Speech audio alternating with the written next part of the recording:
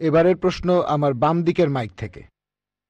আমার নাম প্রেম আদভানি, আমি নয়াদিল্লি থেকে এসেছি, রিটায়ার্ড চাকরিজীবী আর অমুসলিম।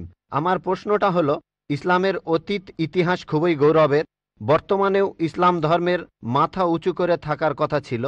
আমার মনে হয় মুসলিমদের কাজকর্মের মধ্যে স্বচ্ছতা থাকা উচিত।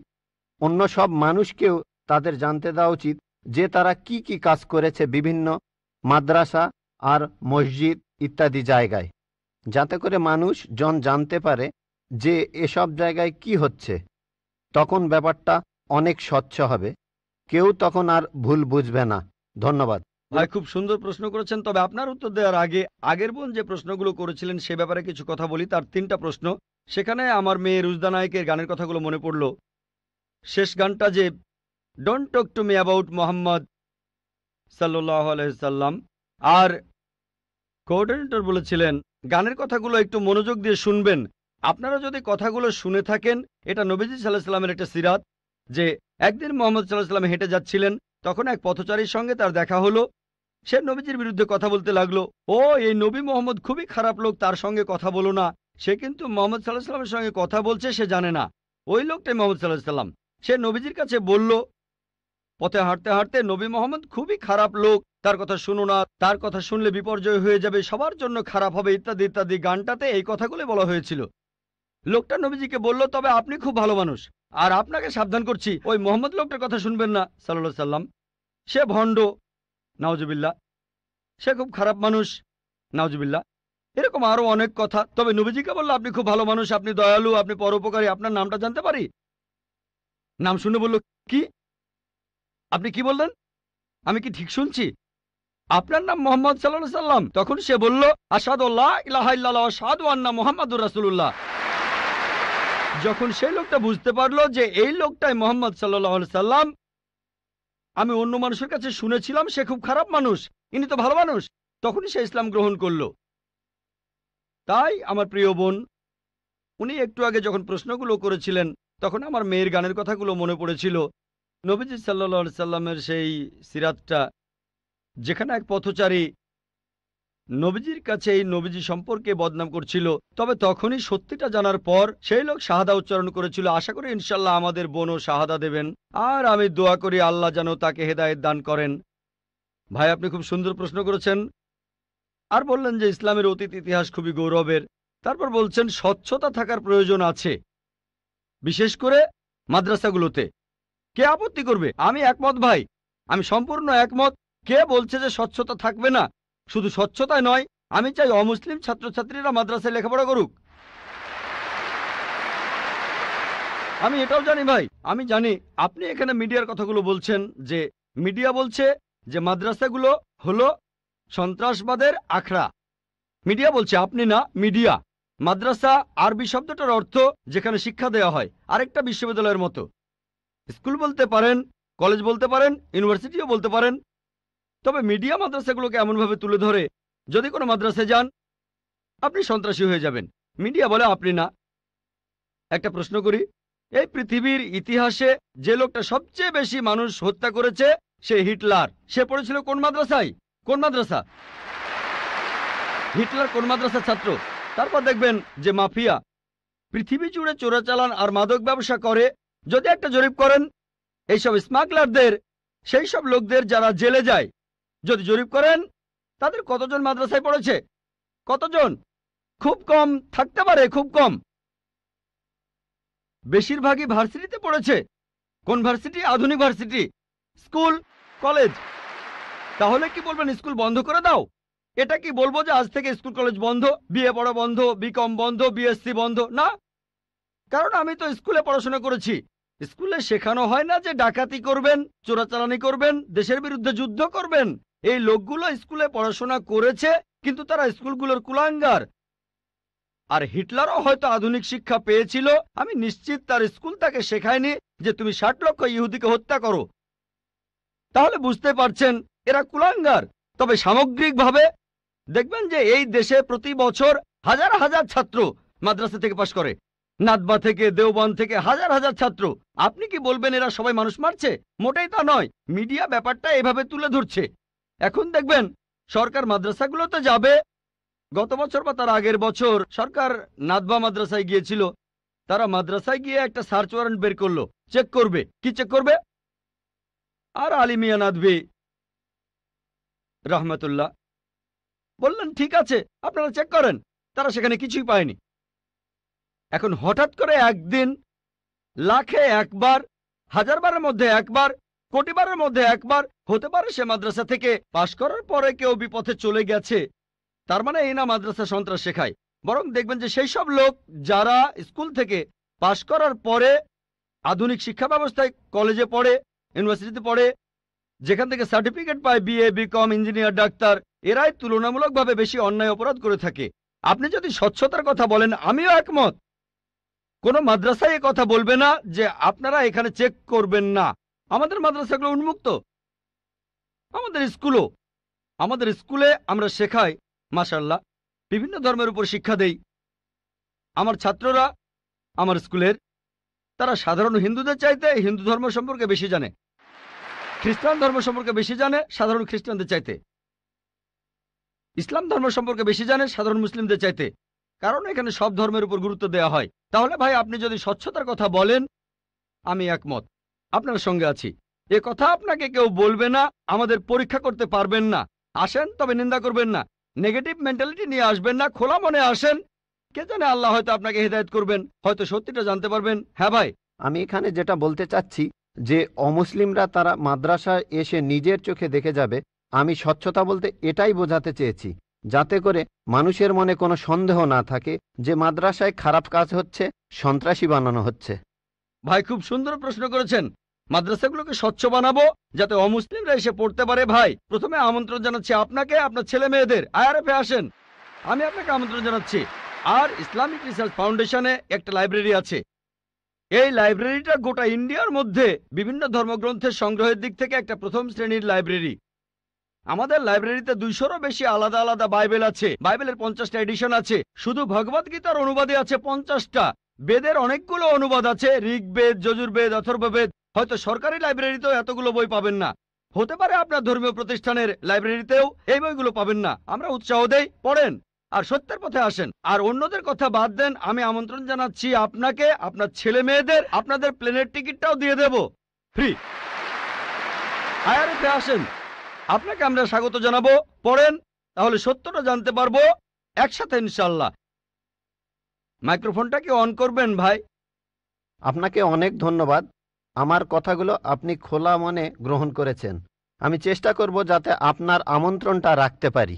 জি, ঠিকানাটা দিয়ে যান, প্লেনের টিকিট পাঠিয়ে দেবো ইনশাল্লাহ। এবারে প্রশ্ন করা হচ্ছে মহিলাদের মধ্য থেকে। কোনো অমুসলিম বোন মাইকের সামনে এসে প্রশ্ন করবেন প্লিজ। আদাব ডক্টর জাকির নায়েক স্যার, আমার নাম ভেঙ্কটাচামা। আমি গত কয়েক বছর ধরে এক মুসলিম মহিলার সাথে আছি। আমার প্রশ্নটা হলো, সবাই বলে কোনো ধর্মই খারাপ কথা বলে না, কিন্তু মুসলিমরা কেন অন্য ধর্মের লোকদের ইসলাম গ্রহণ করতে বলে?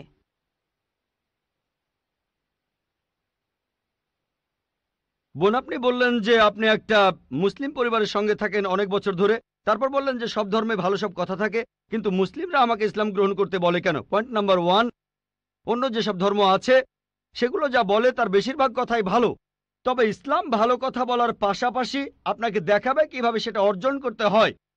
আমি উদাহরণও দিয়েছি, সব ধর্মই বলে চুরি করো না, ইসলাম একই কথা বলে, তবে ইসলাম দেখিয়ে দেয় কিভাবে সেই অবস্থানে যাবেন যেখানে কেউ চুরি করে না।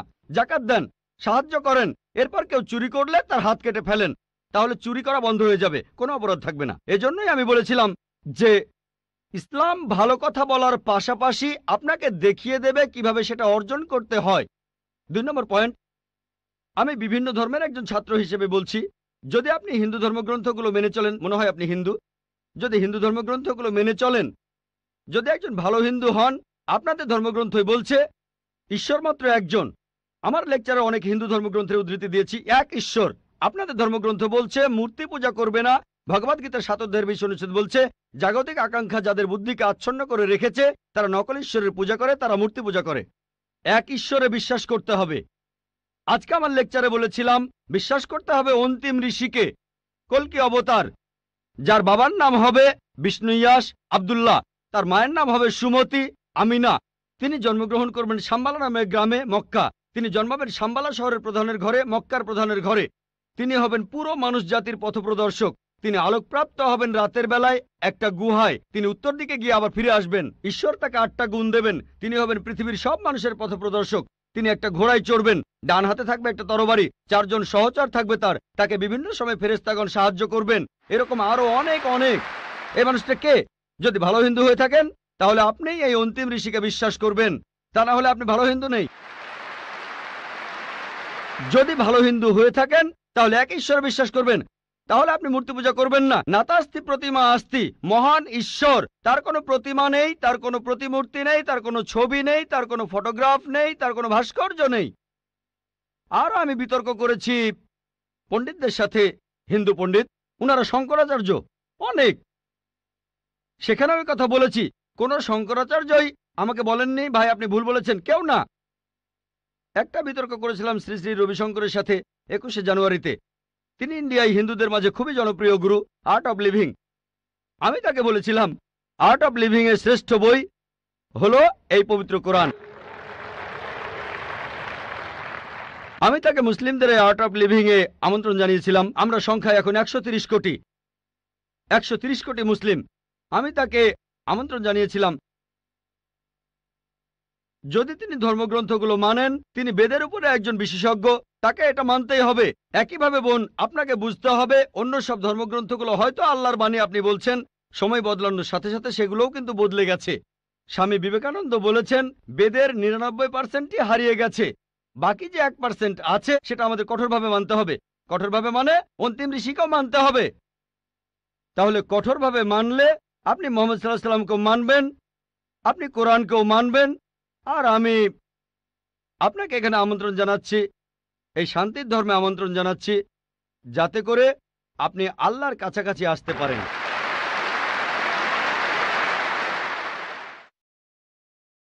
এবারের প্রশ্ন আমার বাম দিকের মাইক থেকে। ইসলাম ধর্মে পাপের সংজ্ঞাটা কি? পাপের প্রকারভেদগুলো কি?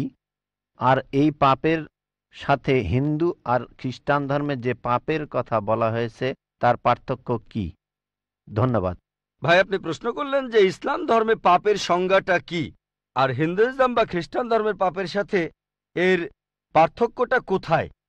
এক কথায় পাপ মানে আল্লাহর আদেশগুলো অমান্য করা। আল্লাহ আমাদের নির্দেশ দিয়েছেন, যদি তার বিরুদ্ধে যান সেটাই পাপ। যেমন ধরেন আল্লাহ তাআলা বলেছেন তোমরা প্রার্থনা করো, যদি প্রার্থনা না করেন তাহলে পাপ করছেন। আল্লাহ তাআলা বলেছেন তোমরা মদ খেও না, যদি মদ খান তাহলে পাপ করছেন। তাহলে আল্লাহ তাআলার আদেশ অমান্য করা এক কথায় সেটাই পাপ। আর সব ধর্মে পাপের সংজ্ঞাটা এটাই। হিন্দু আর খ্রিস্টান ধর্ম একই কথা বলছে। আশা করি উত্তরটা পেয়েছে। এবারের প্রশ্ন আমার বাম দিকের মাইক থেকে। আমি অ্যান্টনি, আমি ফিলোসফির একজন ছাত্র। আপনার লেকচার থেকে আজকে যেটা শিখলাম যে সব ধর্মই বলে এমন সব কথা যেগুলো কমন, আর এমনকি মোহাম্মদও কমন, সব ধর্মেই আছে। কিন্তু পবিত্র কোরআনটা কোন দিক থেকে আলাদা? কোরআন এমন কি বলছে যেটা অন্য ধর্মে বলা নেই? যেমন ধরেন মোহাম্মদ, তার কথা সব ধর্মের বইতেই তো বলা হয়েছে। ভাই, খুব সুন্দর প্রশ্ন করেছেন। আপনি বললেন যেটা কমন সেটা মেনে চলতে। সব ধর্মগ্রন্থই বলে মুহাম্মদের কথা, আর কোরআনও বলছে মুহাম্মদের কথা। এখানে নতুন কি আছে? খুবই সুন্দর প্রশ্ন। অন্য সব ধর্মই বলে যে পরবর্তীতে একজন নবী পৃথিবীতে আসবেন, আর বাইবেলও বলছে। আপনি তো খ্রিস্টান, সম্ভবত আপনি পবিত্র বাইবেল পড়ছেন। গসপেল অফ জন 16 নম্বর অধ্যায়ের 12 নম্বর থেকে 14 অনুচ্ছেদে আছে, ঈসা আলাইহিস সালাম শিষ্যদের বলছেন আমি তোমাদের অনেক কথা বলতে চাই, কিন্তু তোমরা এখন সেটা বুঝতে পারবে না, কারণ যখন সত্যের আত্মা তোমাদের সামনে আসবে সে তোমাদের সত্যের পথে নিয়ে যাবে। আর সে তার নিজের কথা বলবে না, যা শুনবে সে কথাগুলোই বলবে। সে তোমাদের ভবিষ্যতের কথা বলবে, সে আমাকে মহিমান্বিত করবে। তার মানে সব ধর্মগ্রন্থ, হিন্দু, পার্সি, বৌদ্ধ, ইহুদি, খ্রিস্টান সবাই বলছে একজন নবী পৃথিবীতে আসবেন, একজন নবী আসবেন। কিন্তু কোরআন বলছে ইনিই সেই নবী যার উপর কোরআন নাজিল হয়েছে। সেই নবী চলে এসেছেন। যখন আপনি ক্লাস 1-এ পড়ছেন, আপনার স্কুলে সবার উপরে ক্লাস 10, তারপর ক্লাস 2তে উঠলেন, তখনও লক্ষ্য ক্লাস 10। তারপর ক্লাস 3তে উঠলেন, তখনও ক্লাস 10ই লক্ষ্য। এখানে শুধু স্কুলের কথা বলছি। Class 5, class 6, class 7, class 8, class 9, তারপর ক্লাস 10-এ উঠলেন, তারপর এসএসসি পরীক্ষা দেবেন, ঠিক? তার মানে এই না যে ক্লাস 1 আর ক্লাস 10 এর পড়াশোনা এক। আপনি ক্লাস 10 এর জন্য প্রস্তুতি নিচ্ছেন। প্রস্তুতি নেওয়া হয়েছে 1400 বছর আগে। আল্লাহ তাআলা এই নবীকে পাঠিয়েছেন। যীশু খ্রিস্ট বলেছেন, আমি তোমাদের অনেক কথা বলতে চাই, কিন্তু তোমরা এখন তা বুঝতে পারবে না, কারণ যখন সত্যের আত্মা তোমাদের সামনে আসবে সে তোমাদের সত্যের পথে নিয়ে যাবে। তাহলে 1400 বছর আগে আল্লাহ তাআলা বুঝেছিলেন যে সেটাই সঠিক সময়। এখন পৃথিবীর মানুষ এই কথাগুলো বুঝতে পারবে, অর্থাৎ পবিত্র কোরআন। অন্যান্য সব ধর্মগ্রন্থে কথা বলা হয়েছে যে মহান ঈশ্বর একজন। বর্ণনাগুলো হয়তো আলাদা।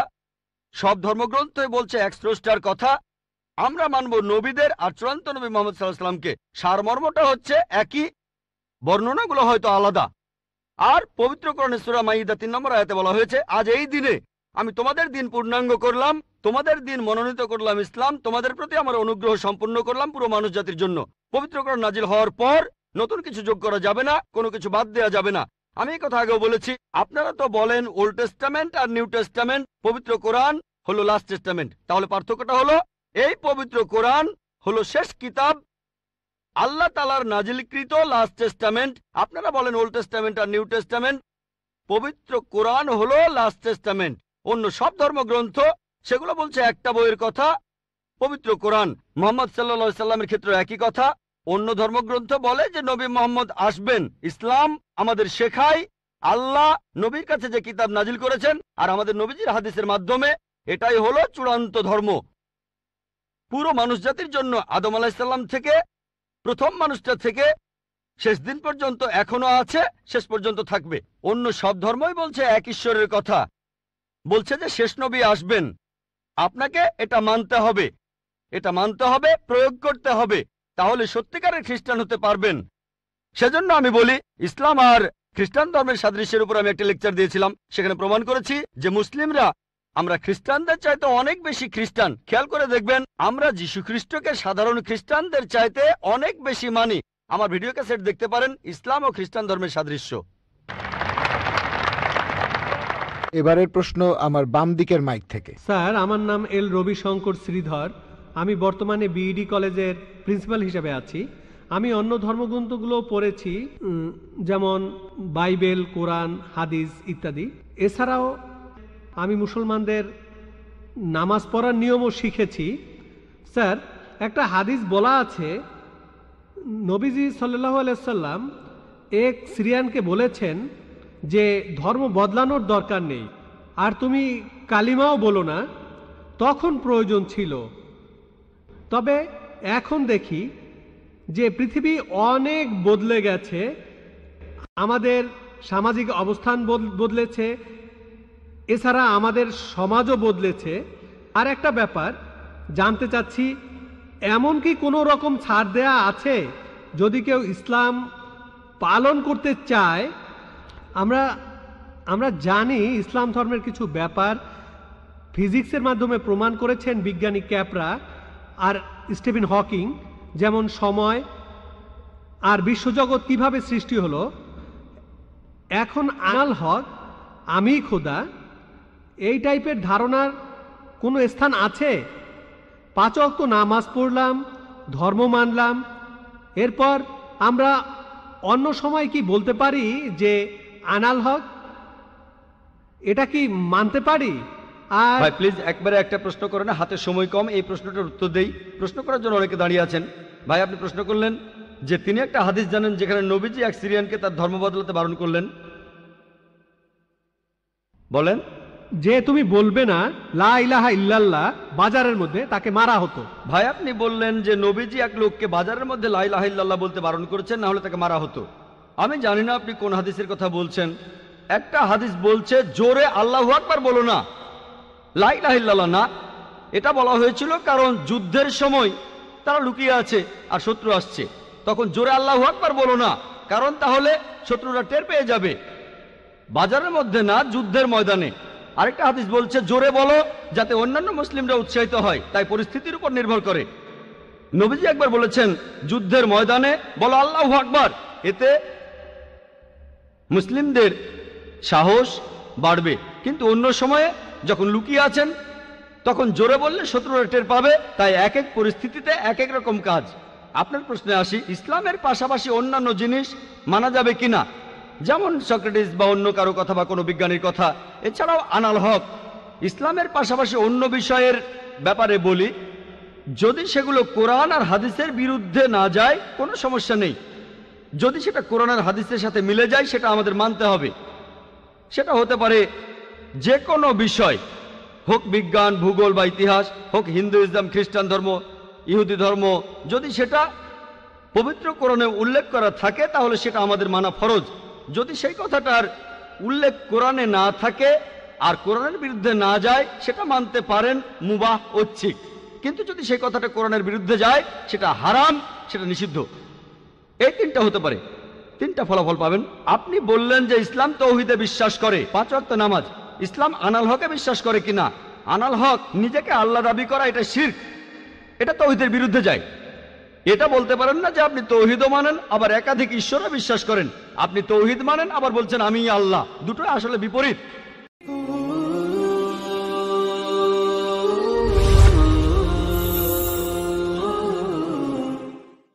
হ্যালো, শুভ সন্ধ্যা স্যার। আমার নাম রুবি পার্কার আর আমি একজন ড্রেস ডিজাইনার। আসলে এটা আমার বান্ধবীর একটা সমস্যা। সে একজন মুসলিম আর বিয়ে করেছে একজন হিন্দুকে। তবে সে ইসলাম পালন করে আর তার স্বামী হিন্দু ধর্ম পালন করে। এখন সে এবং তার পরিবার বিষয়টাকে সহজভাবে নিতে পারছে না। তাই দয়া করে এ বিষয়ে কিছু বলবেন কি? কারণ সে এ ব্যাপারে দ্বিধাদ্বন্দ্বে আছে আর ও লোকটাকে সে প্রচন্ড ভালোবাসে। প্রশ্নটা ঠিক করে বুঝছি না বোন। আপনি বললেন একজন মুসলিম মেয়ে হিন্দু ছেলেকে বিয়ে করেছে আর সে ভালোবাসা ছাড়া কিছু বোঝে না, সে এখন কি করবে, এটাই কি প্রশ্ন বোন? হ্যাঁ, বিয়ে করেছে নাকি করেনি? বিয়ে করেছে, কোর্ট ম্যারেজ। Court marriage. বোন বললেন যে একজন মুসলিম মেয়ে হিন্দু ছেলেকে বিয়ে করেছে, সে ভালোবাসায় পাগল, কোর্ট ম্যারেজ, তার কি করা উচিত? কোরআন যা বলছে তা হচ্ছে সূরা বাকারা অধ্যায় 2 আয়াত 221।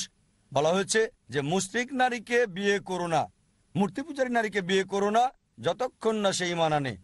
বিশ্বাসী নারী যদি কৃতদাসীও হয়, অবিশ্বাসী নারীর চেয়ে সে অনেক উত্তম, যদিও সে তোমাকে মুগ্ধ করে।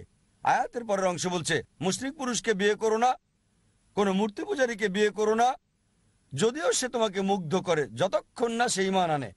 একজন বিশ্বাসী পুরুষ যদি কৃতদাসও হয়, যদি কারো গোলাম হয়, মুশরিক পুরুষের চেয়ে সে অনেক উত্তম। অবিশ্বাসী পুরুষ তোমাকে যদিও মুগ্ধ করে, তাই ইসলামে একজন মুসলিম নারী অমুসলিম পুরুষকে বিয়ে করতে পারে না। যেমন আগেও আমি বলেছি, কারণ হলো যদি কোনো গাড়ি থাকে আর সেই গাড়ির একটা চাকা সাইকেলের, বাইসাইকেলের, আর আরেকটা চাকা হচ্ছে ট্রাকের, স্বাভাবিকভাবে গাড়িটা চলবে না। আর অধিকাংশ প্রত্যেক মানুষই চায় যে স্বামী এবং স্ত্রী উভয়ই জান্নাতে যাক। তাই যদি সে মুসলিম দাবি করে, তার জীবনের মূল উদ্দেশ্য হবে আল্লাহ সুবহানাহু ওয়া তাআলাকে খুশি করা। যেমন আমি বলেছি যে কোরআন বলছে সূরা নিসা অধ্যায় 4 আয়াত 48, সূরা নিসা অধ্যায় 4 আয়াত 116, আল্লাহ যে কোনো গুনাহ ক্ষমা করবেন, তবে শিরক করার গুনাহ, তার সাথে শরীক করার গুনাহ তিনি কখনোই ক্ষমা করবেন না। সুতরাং কিভাবে সে এমন জীবন সঙ্গী বেছে নিতে পারে যার উদ্দেশ্যই ভিন্ন? তার মানে হতে পারে আপনি স্বার্থপর, আপনি জান্নাতে যেতে চান, জীবন সঙ্গী জান্নাতে যাক সেটা চান না। তাই যদি সত্যিই সে স্বামীকে ভালোবাসে, আলটিমেটাম দিতে পারে, যদি এ অবস্থায় থাকো জান্নাতে যেতে পারবে না, তাই আলটিমেটাম দেন, যদি আমাকে চাও ইসলাম গ্রহণ করো তুমিও জান্নাতে যেতে পারবে, যদি ইসলাম গ্রহণ করো আমি তোমার সাথে আছি, অন্যথায় আমি তোমার সাথে নাই, যাতে করে এই দুনিয়ার সেরাটা পায় আর সেই পুরুষ উভয় জগতে সফল হতে পারে। হ্যাঁ ভাই, সামনের 1 নম্বর মাইক থেকে। আমার নাম প্রেম, পুরো নাম প্রেম মিশ্রা। আমি একজন অমুসলিম। আমার প্রশ্ন হলো স্যার, আসলে আমি ইসলাম গ্রহণ করতে চাই। এটা এটা এটা আমার প্রশ্ন, কোনো পক্ষপাতিত্ব করছি না, নিজ থেকেই প্রশ্নটা করছি, স্বাভাবিকভাবেই বলা যায় আমি ইসলাম গ্রহণ করতে চাই। তবে ভালো মুসলিম মানে কিভাবে, আসলে ভালো মুসলিম কে বা কারা, এই জন্য আসলে জানতে চাচ্ছি। ভাই যদি শুনতে ভুল না করে আপনি ইসলাম গ্রহণ করতে চান আর জানতে চান আসল মুসলিম কি, হ্যাঁ, কিভাবে ভালো মুসলিম হওয়া যায়। কিভাবে ভালো মুসলিম হবেন, ভাই ভালো মুসলিম হতে হলে মুসলিম মানে যে নিজের ইচ্ছাকে আল্লাহর কাছে সমর্পণ করে। তাই যদি আপনার ইচ্ছাকে আল্লাহর কাছে সমর্পণ করেন আপনি মুসলিম। নিজের ইচ্ছাকে আল্লাহর কাছে সমর্পণের মানে আপনাকে মানতে হবে আল্লাহ এক, আল্লাহ ছাড়া আর কেউ ইবাদতের যোগ্য নাই। বিশ্বাস করতে হবে মুহাম্মদ সাল্লাল্লাহু আলাইহি ওয়াসাল্লাম সর্বশেষ এবং চূড়ান্ত নবী। আর যখন আপনি কোরআন পড়বেন, যা আমি আগের লেকচারে বলেছি, এটা সর্বশেষ এবং চূড়ান্ত নির্দেশিকা বই মানব জাতির জন্য। তাই যদি কোরআন পড়েন এবং আমল করেন, আল্লাহর নির্দেশ মেনে চলেন, যদি বিরত থাকেন যেগুলো আল্লাহ নিষেধ করেছেন সেগুলো থেকে, তাহলে আপনি একজন সত্যিকারের মুমিন হতে পারবেন। আর আরেকটা বিষয়, হুম। স্যার আমার সম্পূর্ণ পরিচয়টা কি বদলাতে হবে, যেটা আমার অমুসলিম অবস্থায় ছিল? আপনার নাম এটা বাধ্যতামূলক কিনা তিনি জিজ্ঞেস করছেন। নাম পরিবর্তন করা বাধ্যতামূলক কিনা মুসলিম হওয়ার পর? না, এটা বাধ্যতামূলক না, তবে চাইলে করতে পারেন। তাই নাম পরিবর্তনটা বাধ্যতামূলক না, যদি সেটা শিরকের সাথে যুক্ত না থাকে, যদি আপনার নামে কোনো শিরক না থাকে, কোনো মূর্তি পূজা ইত্যাদি। তবে যেটা হতে পারে আপনার আগের নামও থাকতে পারে অথবা নতুন নাম নিতে পারেন। তবে মুসলিম হিসেবে যদি গর্ব করেন, আমি বলবো মুসলিম নাম রাখতে, যাতে লোকজন আপনাকে চিনতে পারে। যেমন কেউ ডাক্তার হলে তখন ক্রস চিহ্ন রাখে, মানুষকে জানাতে যে সে একজন ডাক্তার। একইভাবে বাধ্যতামূলক না যে নাম বদলাতেই হবে, তবে যদি বদলান সেটা উত্তম, মানুষ জানবে যে আপনি মুসলিম। আমার প্রশ্ন হচ্ছে, আপনি কি এখনই ইসলাম গ্রহণ করবেন? জি স্যার। আপনি কি বিশ্বাস করেন আল্লাহ এক? হ্যাঁ। আপনি কি বিশ্বাস করেন মূর্তি পূজা নিষিদ্ধ? হ্যাঁ স্যার। আচ্ছা, আপনি কি বিশ্বাস করেন নবী মোহাম্মদ হলেন সর্বশেষ এবং চূড়ান্ত নবী? হ্যাঁ স্যার। কেউ কি আপনাকে ইসলাম গ্রহণ করতে বাধ্য না করেছে? স্যার, অবশ্যই না। কোন অর্থনৈতিক চাপ? না স্যার। কোন শারীরিক চাপ? না স্যার। কারণ কাউকে জোর করে ইসলাম ধর্ম গ্রহণ করানো, ইসলাম ধর্মে এটা নিষিদ্ধ। কাউকে জোর করে ইসলাম গ্রহণ করানো ইসলাম ধর্মে এটা নিষিদ্ধ হওয়ার পাশাপাশি আমাদের দেশেও এটা নিষিদ্ধ। ইন্ডিয়াতে যে কোনো ধর্ম গ্রহণ করার জন্য বাধ্য করা নিষিদ্ধ, স্বেচ্ছায় হতে পারবে। যদি ইসলাম গ্রহণ করতে চান কেউ আপনাকে বাধা দিতে পারবে না, এমনকি রাষ্ট্রও পারবে না সেটা। তাই যদি ইসলাম গ্রহণ করতে চান আমি বলবো আমার সাথে বলেন, ঠিক আছে? ঠিক আছে স্যার। আশহাদু আশরাবু আল্লাহ আল্লাহ ইলাহা ইলাহা ইল্লাল্লাহ ইল্লাল্লাহ ওয়া আশহাদু আশরাবু আন্না আন্না মুহাম্মাদান মুহাম্মাদ আবদুহু আবু ওয়া রাসূলুহু। ওয়া রাসূলুহু। আমি সাক্ষ্য দিচ্ছি, আবার বলবেন স্যার? আমি সাক্ষ্য দিচ্ছি আমি সাক্ষ্য দিচ্ছি যে যে কোনো কোনো ঈশ্বর নেই ঈশ্বর নেই আল্লাহ ছাড়া, আল্লাহ ছাড়া, এবং এবং নবী মুহাম্মদ নবী মোহাম্মদ সাল্লাল্লাহু আলাইহি সাল্লাম সাল্লাল্লাহু আলাইহি সাল্লাম হলেন হলেন বান্দা বান্দা এবং রাসূল এবং রাসূল আল্লাহর। আল্লাহ। মাশাআল্লাহ, ভাই এখন মুসলিম। ধন্যবাদ। আমি আপনাকে মঞ্চে আহ্বান করছি কোরআনের একটা কপি নিয়ে যাওয়ার জন্য। যাতে ভালো আমলকারী মুসলিম হতে পারেন সেজন্য কোরআনের একটা কপি উপহার দিতে চাচ্ছি। ভলান্টিয়ার ভাইদের অনুরোধ করব কোরআনের একটা কপি এখানে দিয়ে যেতে। ভাই আপনি মঞ্চে আসেন প্লিজ। আমি আপনাকে কোরআনের একটা অনুবাদ কপি দিতে চাই, যাতে আপনি একজন ভালো আমলকারী মুসলিম হতে পারেন।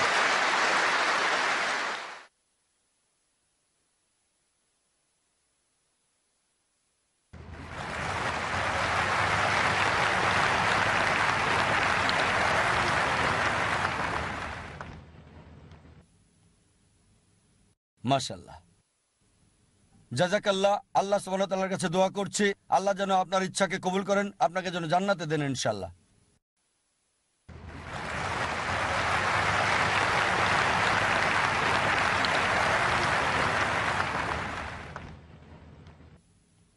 এইমাত্র ডাক্তার জাকির নায়েক এখানে এক বক্তৃতা রেখেছেন। এখানে যত লোক তার এই বক্তৃতা শোনার জন্য এসেছেন তাদের সবার জন্য আমি আল্লাহর কাছে প্রার্থনা করি যেন তাদের সকলের পরিবার পরিজন যেন সুখী থাকে। ঈশ্বর এখানে আছেন কেবলমাত্র ভালো কিছু করার জন্য, আর জাকির হোসেনও এখানে কেবলমাত্র ভালো কিছু করার জন্যই আছেন। আচ্ছা, আমি এখন আমার নাম নারায়ণ ভেঙ্কটাস আয়ার, দাঁড়াইতে থাকি। আমি একজন হিন্দু, কিন্তু আমি কোরআনকে মানি, বাইবেলকে মানি, গীতাকে মানি। আমি সবাইকে সমান মনে করি, কিন্তু আমি ডাক্তার সাহেবকে এটা জিজ্ঞেস করতে চাচ্ছি যে শেখ, সৈয়দ, মোল্লা, পাঠান নাম কেন রেখেছে? ব্রাহ্মণ, চন্ডাল, শূদ্রা নাম কেন রেখেছে? এটার উত্তর এখনই চাচ্ছি। ভাই প্রশ্ন করার আগে বললেন যে এখানে শত শত হাজার হাজার লাখ লাখ মানুষ এসেছেন আর কামনা করলেন সবার জন্য শান্তি। তারপর বললেন যে ডাক্তার জাকির নায়েক এখানে এসেছেন ভালো কথা বলতে, আর প্রশ্ন করলেন যে আপনি হিন্দু, তবে কোরআন পড়েছেন, বিশ্বাস করেছেন, বাইবেলও বিশ্বাস করেন, বেদও বিশ্বাস করেন, আর প্রশ্ন করলেন যে কেন এই সব পাঠান, শেখ, মোল্লা, ব্রাহ্মণ, ক্ষত্রিয় ইত্যাদি। এখন আপনার প্রশ্নের ব্যাপারে বলি, কেন এই সব পাঠান, শেখ, মোল্লা এগুলো পারিবারিক নাম। শুধুমাত্র একজন লোক শেখ অথবা মোল্লা বা পাঠান এগুলো একজন থেকে শ্রেষ্ঠ করেন আরেকজনের উপরে। কোরআন বলছে সূরা হুজুরাত অধ্যায় 49 আয়াত 13, يا أيها الناس إنا خلقناكم من ذكر وأنثى وجعلناكم شعوبا وقبائل لتعارفوا إن أكرمكم عند الله أتقاكم إن الله عليم خبير। হে মানব জাতি, আমি তোমাদের সৃষ্টি করেছি এক জোড়া পুরুষ এবং নারী থেকে, আর জাতি এবং গোত্রে বিভক্ত করেছি যাতে করে একে অপরকে চিনতে পারো, একে অপরকে ঘৃণা করবে না। সেই বেশি সম্মানিত আল্লাহ সুবহানাহু ওয়া তাআলার কাছে যার রয়েছে তাকওয়া। বিচারের মাপকাঠি আল্লাহ সুবহানাহু ওয়া তাআলার কাছে। এটা লিঙ্গ না, জাতি না, বর্ণ না, বয়স না, সম্পদ না, সেটা তাকওয়া, খোদাভীরুতা আর সৎকর্ম।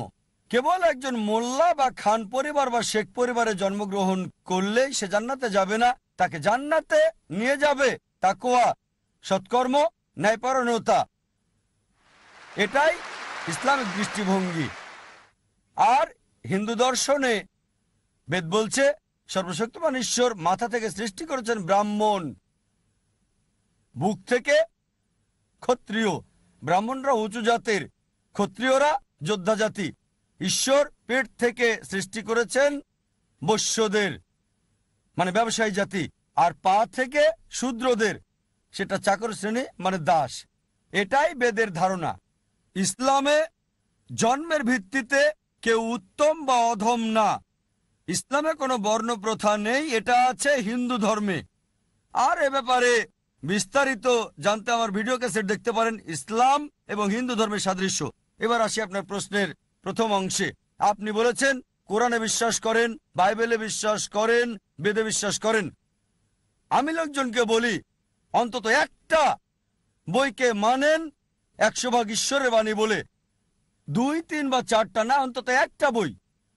তাহলে খ্রিস্টানরা বলবে আমরা বিশ্বাস করি বাইবেল 100% ঈশ্বরের বাণী, হিন্দুরা বলবে আমরা বিশ্বাস করি বেদ 100% ঈশ্বরের বাণী, মুসলিমরা বলবে আমরা বিশ্বাস করি কোরআন 100% ঈশ্বরের বাণী। আপনি মাশাআল্লাহ 3টাতে বিশ্বাস করেন। আপনি কি জানেন অনেক সাংঘর্ষিক বিষয় আছে কোরআন, বাইবেল আর বেদে? সেগুলোকে বাদ দেন।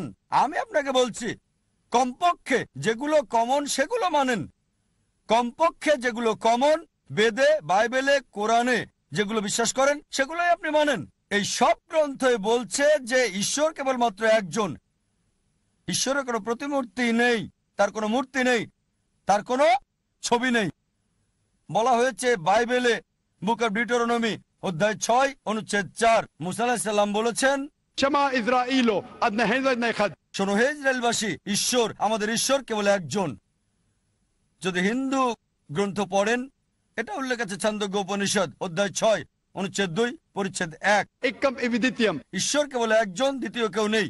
এটা আছে শ্বেতাসূত্র উপনিষদ অধ্যায় 4 অনুচ্ছেদ 19, যজুর্বেদ অধ্যায় 32 অনুচ্ছেদ 3। نا تسر प्रतिमा अस्ति সর্বশক্তিমান ঈশ্বরের কোনো প্রতিমা নেই। প্রতিমা সংস্কৃত শব্দ মানে প্রতিমূর্তি, ফটোগ্রাফ, পেন্টিং, ছবি, প্রতিচ্ছবি, ভাস্কর্য, মূর্তি। সর্বশক্তিমান ঈশ্বরের কোনো ফটোগ্রাফ নেই, সর্বশক্তিমান ঈশ্বরের কোনো ছবি নেই, সর্বশক্তিমান ঈশ্বরের কোনো প্রতিচ্ছবি নেই, কোনো পেন্টিং নেই, কোনো ভাস্কর্য নেই, কোনো মূর্তি নেই, কোনো ভাস্কর্য নেই, কোনো রূপরেখা নেই, কোনো স্ট্যাচু নেই। কোরআন একই কথা বলছে, সূরা ইখলাস অধ্যায় 112 আয়াত 1 থেকে 4। قل هو الله احد الله الصمد لم يلد ولم يولد ولم يكن له كفوا احد। বলো তিনি আল্লাহ এক এবং অদ্বিতীয়, স্বয়ং সম্পূর্ণ, চিরস্থায়ী, কাউকে জন্ম দেননি, কখনো জন্ম নেননি, আর কোনো কিছু তার মতো না। আপনাকে জিজ্ঞেস করছি, আপনি কি এক ঈশ্বরে বিশ্বাস করেন? আপনি কি বিশ্বাস করেন এক আল্লাহতে? আমি এখনো ভগবান একজন বলে মনে করি। আপনি কি মূর্তি পূজায় বিশ্বাস করেন? ব্রহ্ম সত্যম জগন মিথ্যা জীবো ব্রহ্মৈব না পরঃ। আপনি মূর্তি পূজা মানেন কি না? না, এটা কি মূর্তি পূজা? আমি মূর্তি টুর্তি মানি না। মাশাআল্লাহ, মাশাআল্লাহ। আমি রূপরেখা মানি না। ভাই এক ঈশ্বরে বিশ্বাস করেন, মূর্তি আমি পূজা বিশ্বাস করেন না? আমি আল্লাহ বললে আ বললে পাপ মুছে যায়, লা বললে পাপ আসার সুযোগ পায় না, তার নামই হলো আল্লাহ। এটা আপনার দেওয়া সংজ্ঞা, পুরো সংজ্ঞা এটা না। রা বললে পাপ মুছে যায়, মা বললে পাপ আসার সুযোগ পায় না, তার নামই হলো রাম। রাম কোনো মানুষের নাম নয়, মানুষের আকার আকৃতি নয়, আকার আকৃতিওয়ালা কোনো কিছু ঈশ্বর নয়। ঈশ্বর শুধুমাত্র বিশ্বাস, আস্থা, এক সত্য। একটা উদাহরণ, দৃশ্যমান কোন ঈশ্বর কেবলমাত্র শান্তির কথা বলে। আপনি এক ধরনের ঈশ্বর, ডাক্তার জাকির হোসেন এক ধরনের ঈশ্বর, যার আহ্বানে এত লোক এসেছে। আপনি যা বললেন আপনার বেদে লেখা আছে, ঋগ্বেদ বুক নাম্বার 1 হিম নাম্বার 164 অনুচ্ছেদ 46, एकम सत विप्र बहुधा वेदांते। ঈশ্বর এক, সত্য এক, তবে জ্ঞানীরা তাকে ডাকেন বিভিন্ন নামে। আপনি বললেন ডাক্তার জাকির নায়েক ঈশ্বর। ডাক্তার জাকির নায়েক ঈশ্বর না, ঈশ্বর হতেও পারবেন না। আমি ঈশ্বরের সৃষ্টি, আমি আল্লাহর বান্দা, আমি আব্দুল্লাহ, আমি আল্লাহ না। আপনি আমাকে আল্লাহ বললেন আর আমিও আল্লাহ হয়ে গেলাম। আপনার সাথে আমাকেও জাহান্নামের দিকে টানছেন।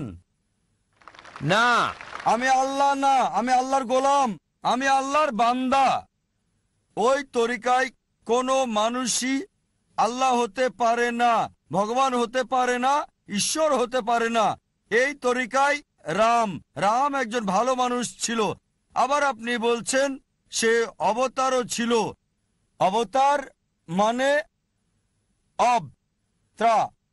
মানে খোদা কর্তৃক প্রেরিত, কিন্তু খোদা না, খোদা প্রেরিত। আপনি আবার বলছেন, যদি বলেন যে রাম হচ্ছে অবতার, এবং মানে সর্বশক্তিমান ঈশ্বর প্রেরিত, এটা বললে আমার কোনো আপত্তি নেই। যদি বলেন রাম আল্লাহর নবী, হতেও পারে আবার নাও হতে পারে, কারণ আমাদের নবীজি মুহাম্মদ সাল্লাল্লাহু আলাইহি ওয়াসাল্লাম বলেছেন 1,24,000 নবী এই পৃথিবীতে এসেছেন। কোরআনে শুধু 25 জনের নাম উল্লেখ করা আছে। রাম হতে পারে ঈশ্বরের নবী, হতে পারে আবার নাও হতে পারে, নিশ্চিত বলতে পারি না। তবে রাম যদি নবী হয়েও থাকে, কৃষ্ণ যদি নবী হয়েও থাকে, তাকে পাঠানো হয়েছিল শুধু সেই সময়ের সেই লোকদের জন্য।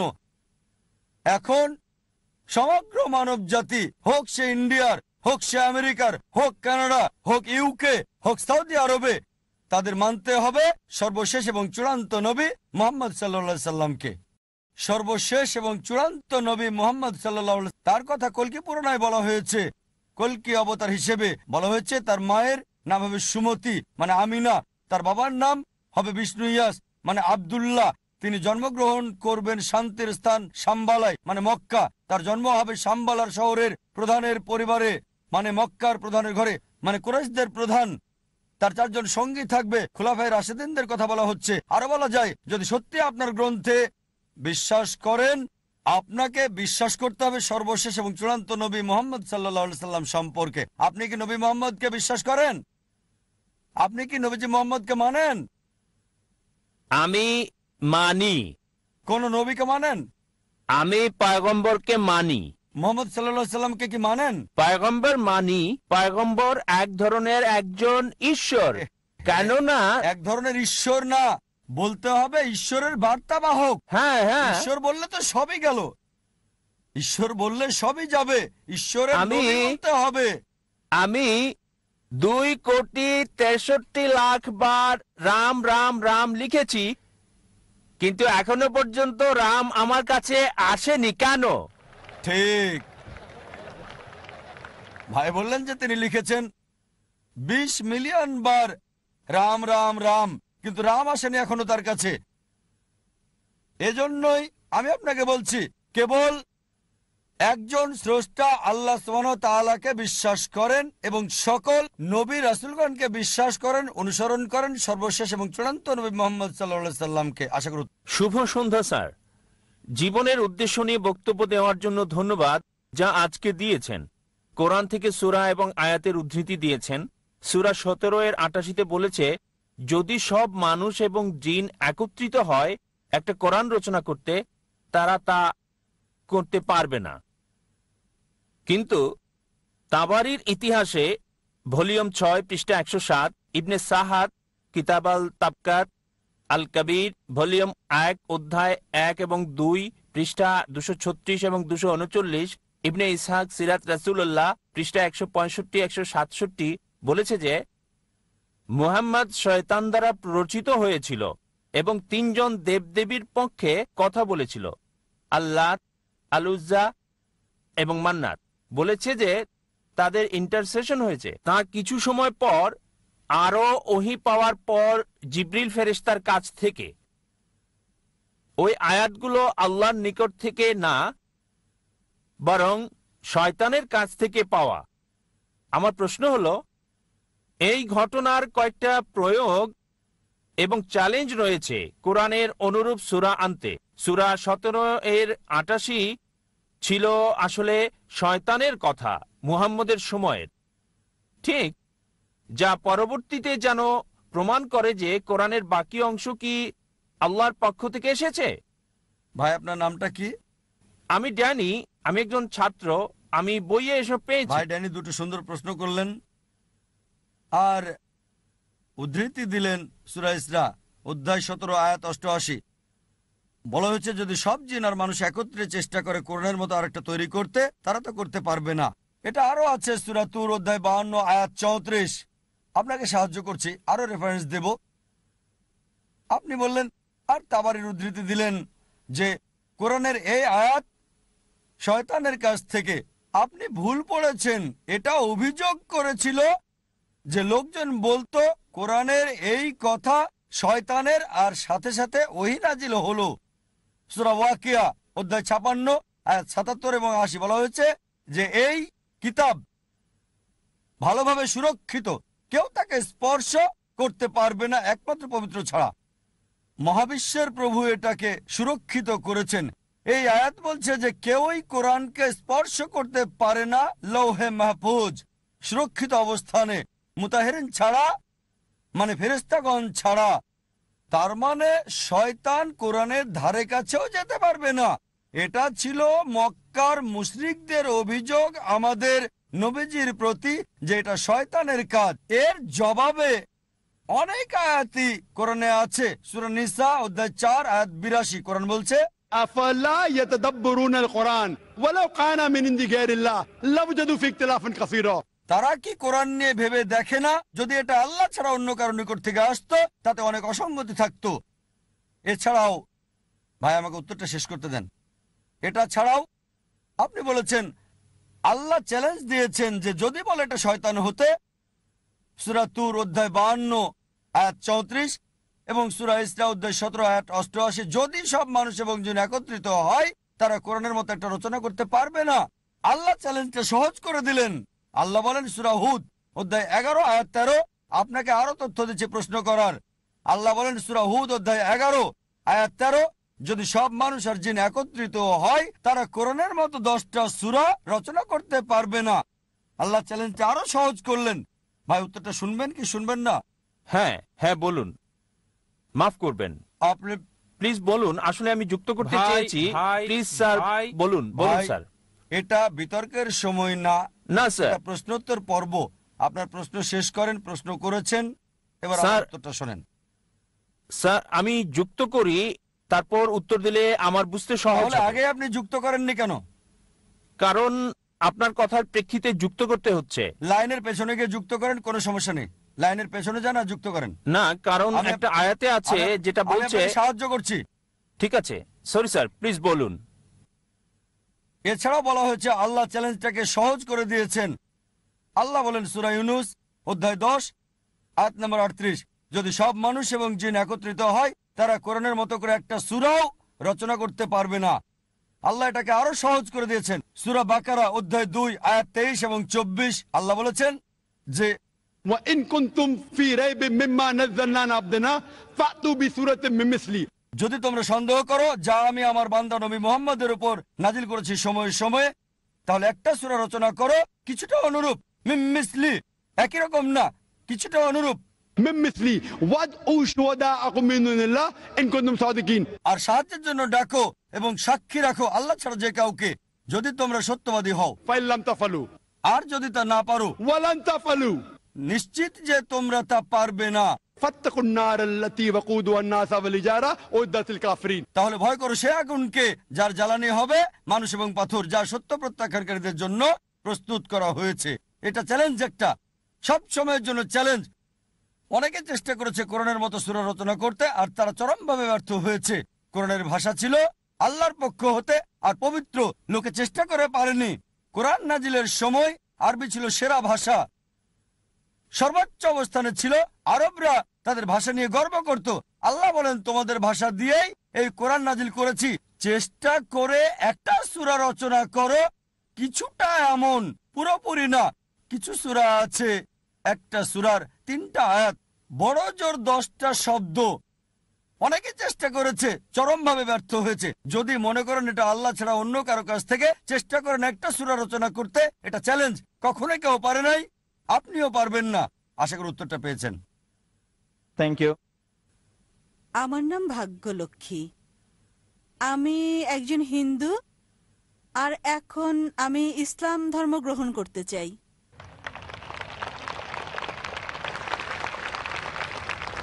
বোন বললেন যে আপনি একজন হিন্দু আর এখন ইসলাম গ্রহণ করতে চান। আপনি কি নিজের ইচ্ছায় এটা করছেন? নিজের ইচ্ছায় কি আপনি ইসলাম গ্রহণ করছেন বোন? হ্যাঁ। কেউ কে আপনাকে বাধ্য করছে এটা করতে? কেউ জোর করেনি, নিজের ইচ্ছায় তা করছি আমি। মাশাআল্লাহ। জিজ্ঞেস করলাম নিজের ইচ্ছায় ইসলাম গ্রহণ করতে চান? তিনি বললেন হ্যাঁ। আপনি কি মানেন যে আল্লাহ এক? জি স্যার। আর আপনি কি এটা মানেন যে মুহাম্মদ সাল্লাল্লাহু আলাইহি ওয়াসাল্লাম হলেন আল্লাহর শেষ নবী? হ্যাঁ মানেন? মানি। আচ্ছা, আমি আপনাকে কালেমা পড়াবো।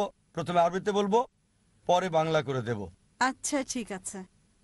আশহাদু আশহাদু আল্লাহ আল্লাহ ইলাহা ইলাহা ইল্লাল্লাহ ইল্লাল্লাহ ওয়া আশহাদু আশহাদু আন্না আন্না মুহাম্মাদান মুহাম্মাদান আবদুহু আবদুহু ওয়া রাসূলুহু ওয়া রাসূলুহু।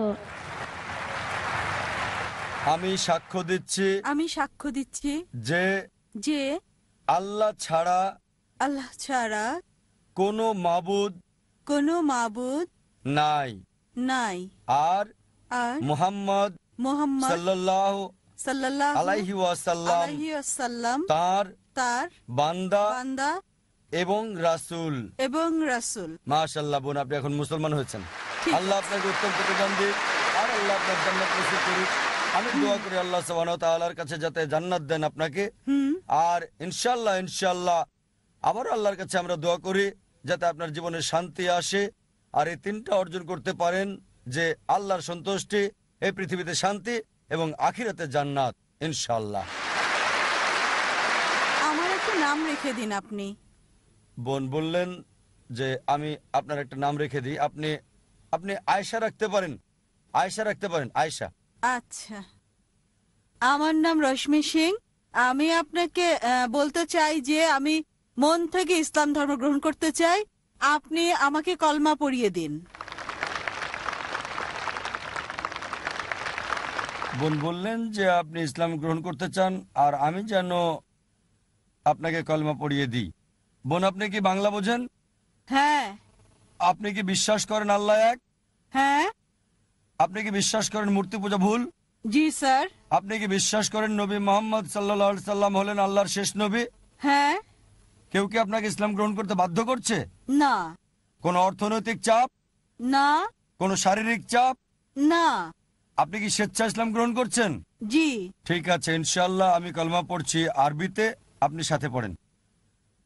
আশহাদু আশহাদু আল্লাহ আল্লাহ ইলাহা ইলাহা ইল্লাল্লাহ illallah wa ashhadu wa ashhadu anna Muhammadan abduhu abduhu wa rasuluhu wa rasuluhu আমি সাক্ষ্য দিচ্ছি আমি সাক্ষ্য দিচ্ছি যে যে কোনো ঈশ্বর নাই কোনো ঈশ্বর নেই আল্লাহ ছাড়া, আল্লাহ আর ছাড়া, নবী মুহাম্মদ আর নবী মুহাম্মদ সাল্লাল্লাহু আলাইহি সাল্লাম সাল্লাল্লাহু আলাইহি সাল্লাম তার বান্দা এবং রাসূল। তার বান্দা এবং রাসূল। মাশাআল্লাহ বোন, আপনি এখন মুসলিম। আমি আল্লাহ সুবহানাহু ওয়া তাআলার কাছে দোয়া করি যেন আপনাকে পথ দেখায়, সরল পথে রাখে। আর আল্লাহ কোরআনে বলেছেন সূরা আল ইমরান অধ্যায় 3 আয়াত 8, ربنا لا تزغ قلوبنا بعد إذ هديتنا وهب لنا من لدنك رحمة إنك أنت الوهاب। হে আল্লাহ, আমাদেরকে সরল পথ দেখাও, যে পথের কথা বলেছো আমাদেরকে সেই পথ দেখাও। আমি আল্লাহ সুবহানাহু ওয়া তাআলার কাছে দোয়া করি যাতে আপনাকে আরো হেদায়েত করে, সরল পথে রাখে আর আপনাকে জান্নাতবাসী করে। স্যার, আমি আপনাকে একটা প্রশ্ন করতে চাই। স্যার, যদি আমার বাসায় আমার বাবা মা সবকিছু জেনে যায়, তাহলে আমি কিভাবে আসলে আমি তাদের কিভাবে বোঝাবো যে আমি যা করছি এটা ঠিক করছি? বোন বললেন যে পিতামাতা জানার পর কিভাবে তাদের বোঝাবেন যে সত্যের কাজ করেছেন আপনি। বোন, প্রথম হচ্ছে পিতামাতাকে ভালোবাসতে শুরু করেন। 1 নাম্বার, পিতামাতাকে বেশি বেশি ভালোবাসা শুরু করেন, মান্য করেন, সম্মান করেন, অনুসরণ করেন, যতক্ষণ না এমন কিছু বলে যা আল্লাহ এবং রাসূলের বিরুদ্ধে যায়, সেক্ষেত্রে অমান্য করতে হবে। আপনি পার্থক্য তৈরি করেন, আগে কেমন ছিলেন আর এখন কেমন আছেন। আগে হয়তো তাদের অনেক কথাই আপনি মানতেন না, আর এখন যতক্ষণ তাদের কথা কোরআন এবং সহিহ হাদিসের বিরুদ্ধে না যায়, আমার অনুরোধ বোন, অপছন্দ হলেও আপনি তাদের অনুসরণ করতে থাকেন। পার্থক্য তৈরি হবে যে আমার মেয়ে মুসলিম হওয়ার আগে কেমন ছিল আর এখন সে গ্রহণ করেছে ইসলাম। যদি কোনো পরিবর্তন লক্ষ্য করে, তারা বলবে, আরে আগে তো আমাকে মানতে না, এখন যা বলছি সবকিছু মানছো। সবকিছুই কেন? কারণ কোরআন বলছে, আমাদের প্রিয় নবীজি বলেছেন, জান্নাত মায়ের পায়ের নিচে। এভাবে চেষ্টা করেন তাদেরকে জয় করতে।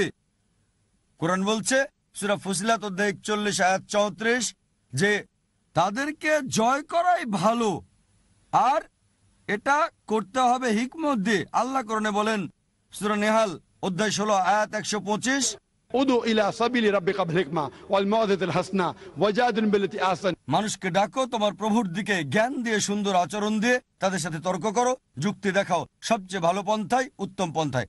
আপনাকে অনুরোধ করব, আমার ভিডিও দেখতে পারেন, ইসলাম এবং হিন্দু ধর্মের সাদৃশ্য আপনার পিতামাতাকেও দেখান। ইনশাআল্লাহ এতে তাদের মন নরম হবে। আমি আল্লাহর কাছে দোয়া করি যেন আল্লাহ আপনার পিতামাতাকেও হেদায়েত দেন এবং আপনার পরিবারের সদস্যদের। ধন্যবাদ স্যার। আমরা আর কোনো প্রশ্ন নিব না। ভলান্টিয়াররা শুধু একজনকে সুযোগ দেওয়ার জন্য অনুরোধ করেছে। আসলে এটাই ছিল শেষ প্রশ্ন, তবে আমরা শুধু শাহাদাটা নিচ্ছি, ইনশাআল্লাহ অন্য প্রোগ্রাম চালিয়ে যাব। বিশ্বাস করেন আল্লাহ এক? ভাই, প্রথম মাইক, আপনি বিশ্বাস করেন আল্লাহ এক? বিশ্বাস করেন আল্লাহ এক?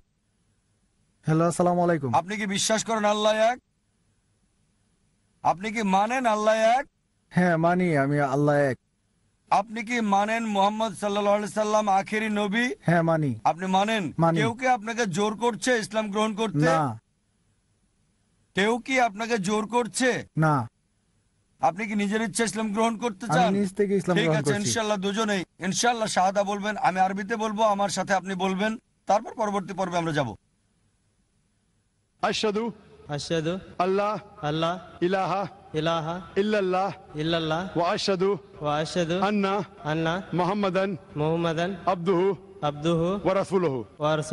আমি সাক্ষ্য দিচ্ছি যে আল্লাহ ছাড়া কোনো মাবুদ নেই এবং মুহাম্মদ সাল্লাল্লাহু আলাইহি ওয়াসাল্লাম তার বান্দা এবং রাসূল।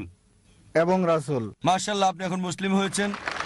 আল্লাহ আপনাকে প্রতিদান দিন, আপনাকে হিদায়াত দেন, আর আমি দোয়া করি আল্লাহ আপনাকে যেন জান্নাত দেন। ডক্টর জাকির নায়েক স্যার, আমার অন্তর থেকে আপনাকে নমস্কার জানাচ্ছি। আমার নাম ইস্যু দাস। আপনার কাছে আমার প্রশ্ন হলো, ইসলামে কয়টি বিয়ের অনুমতি দেওয়া হয়েছে এবং কেন? ভাই প্রশ্ন করলেন যে ইসলামে কয়টা বিয়ের অনুমতি আছে এবং কেন, পলিগামির কেন সমর্থন করছে। আসলে আমি জানতে চাই পবিত্র কোরআন অনুযায়ী কয়টি বিয়ে হতে পারে এবং কয়টি হতে পারে না। কোরআন অনুযায়ী কয়টা বিয়ে করা যায়?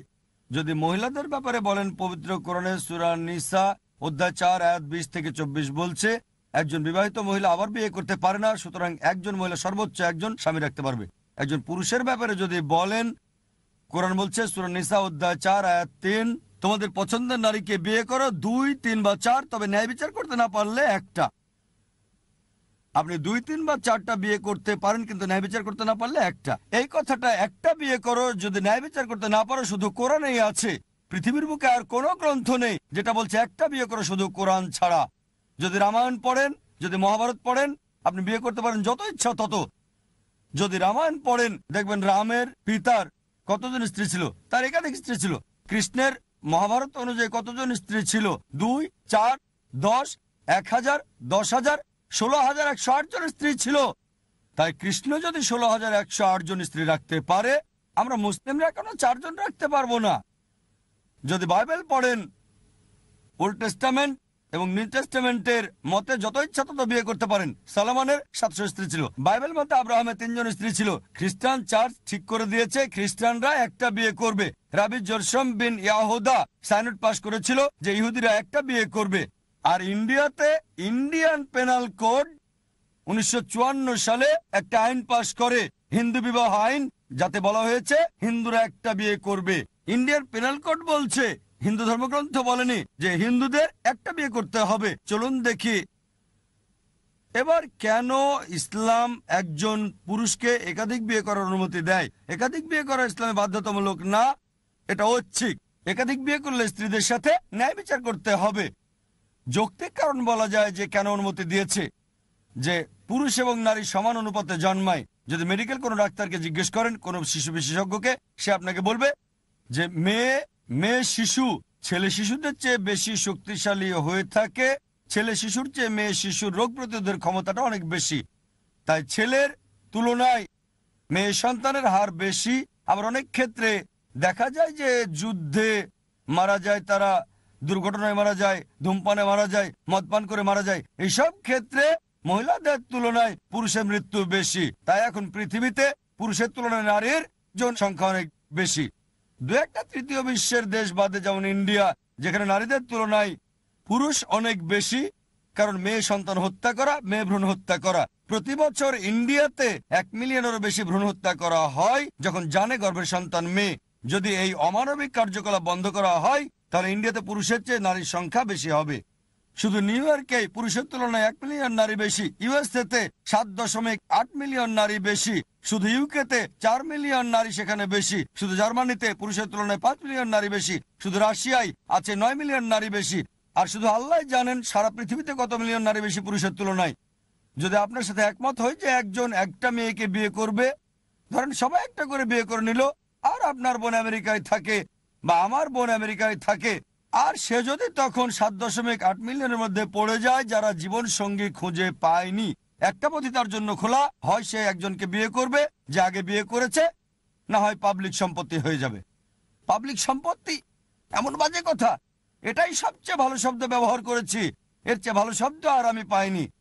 আর যে কোনো সভ্য মহিলাকে যদি এই অপশনটা দিলে, সে তাকেই বিয়ে করবে যার ইতিমধ্যে স্ত্রী রয়েছে, না হলে হয়ে যাবে পাবলিকের সম্পত্তি। আশা করি উত্তরটা পেয়েছেন। হ্যালো স্যার, আমার প্রশ্নটা হচ্ছে, এমন কোনো মুসলিম কি আছে যারা বিশ্বাস করে যে কোরআন আর বাইবেল এই দুইটাই হচ্ছে আল্লাহ তাআলার বাণী? আর এরকম বিশ্বাস করা কি আপনার মতে সম্ভব যে আপনি বিশ্বাস করবেন কোরআন পাশাপাশি বাইবেল, যে দুইটাই আল্লাহর বাণী? আপনার নামটা কি ভাই? আমার নাম ডেভিড বলমার। ভাই ডেভিড, খুব সুন্দর প্রশ্ন করেছেন যে এমন কোন মুসলিম কি আছে যারা বিশ্বাস করে যে বাইবেল এবং কোরআন দুটোই আল্লাহর বাণী। আর এটা সম্ভব কিনা যে আমরা বাইবেল এবং কোরআন দুটোকে আল্লাহ তাআলার আসমানি কিতাব বলে মেনে নেব। প্রথমেই আমি বাইবেল শব্দটা নিয়ে বলি। বর্তমানে খ্রিস্টানদের যে ধর্মগ্রন্থ, আপনি কিছু মুসলিম পাবেন যারা বিশ্বাস করে যে বাইবেল আল্লাহ তাআলার বাণী। তবে কোরআনের কথা যদি বলেন, আর সেই সব মুসলিমদের কথা যদি বলেন যারা আসলেই জানে কোরআন ও ইসলামিক শরিয়া সম্পর্কে, পবিত্র কোরআন বলছে যে আমরা বিশ্বাস করব ইনজিলে, যে ওহী নাজিল হয়েছিল যীশু খ্রিস্ট বা ঈসা আলাইহিস সালামের উপর। যে মুসলিম ইসলামিক শরিয়া সম্পর্কে জ্ঞান রাখে সে নিশ্চিতভাবে জানে যে ইনজিল হচ্ছে সেই কিতাব যেটা ঈসা আলাইহিস সালামের উপর নাজিল হয়েছিল। আমরা অবশ্যই সেই আসমানি কিতাবে বিশ্বাস করব। আর ইসলাম হচ্ছে একমাত্র অখ্রিস্টান ধর্ম যেখানে ধর্মবিশ্বাসের একটা ভিত্তি হচ্ছে যীশুখ্রিস্টকে নবী বলে বিশ্বাস করা। সে মুসলিম আসলে মুসলিম নয় যে যীশুখ্রিস্টকে নবী ও রাসূল বলে মানে না। আমরা মানি যে তিনি আল্লাহ প্রেরিত একজন নবী ও রাসূল। বিশ্বাস করি যে তিনি হলেন মসীহ, অনুবাদ করলে খ্রিস্ট। বিশ্বাস করি যে তিনি অলৌকিকভাবে জন্মেছিলেন কোনো পুরুষের হস্তক্ষেপ ছাড়াই, যেটা বর্তমানের অনেক আধুনিক খ্রিস্টানই বিশ্বাস করে না। আমরা মানি তিনি আল্লাহর নির্দেশে মৃত ব্যক্তিকে জীবন দিয়েছেন। আমরা বিশ্বাস করি তিনি আল্লাহর নির্দেশে জন্মান্ধ ও কুষ্ঠরোগীদের সুস্থ করে তুলেছিলেন।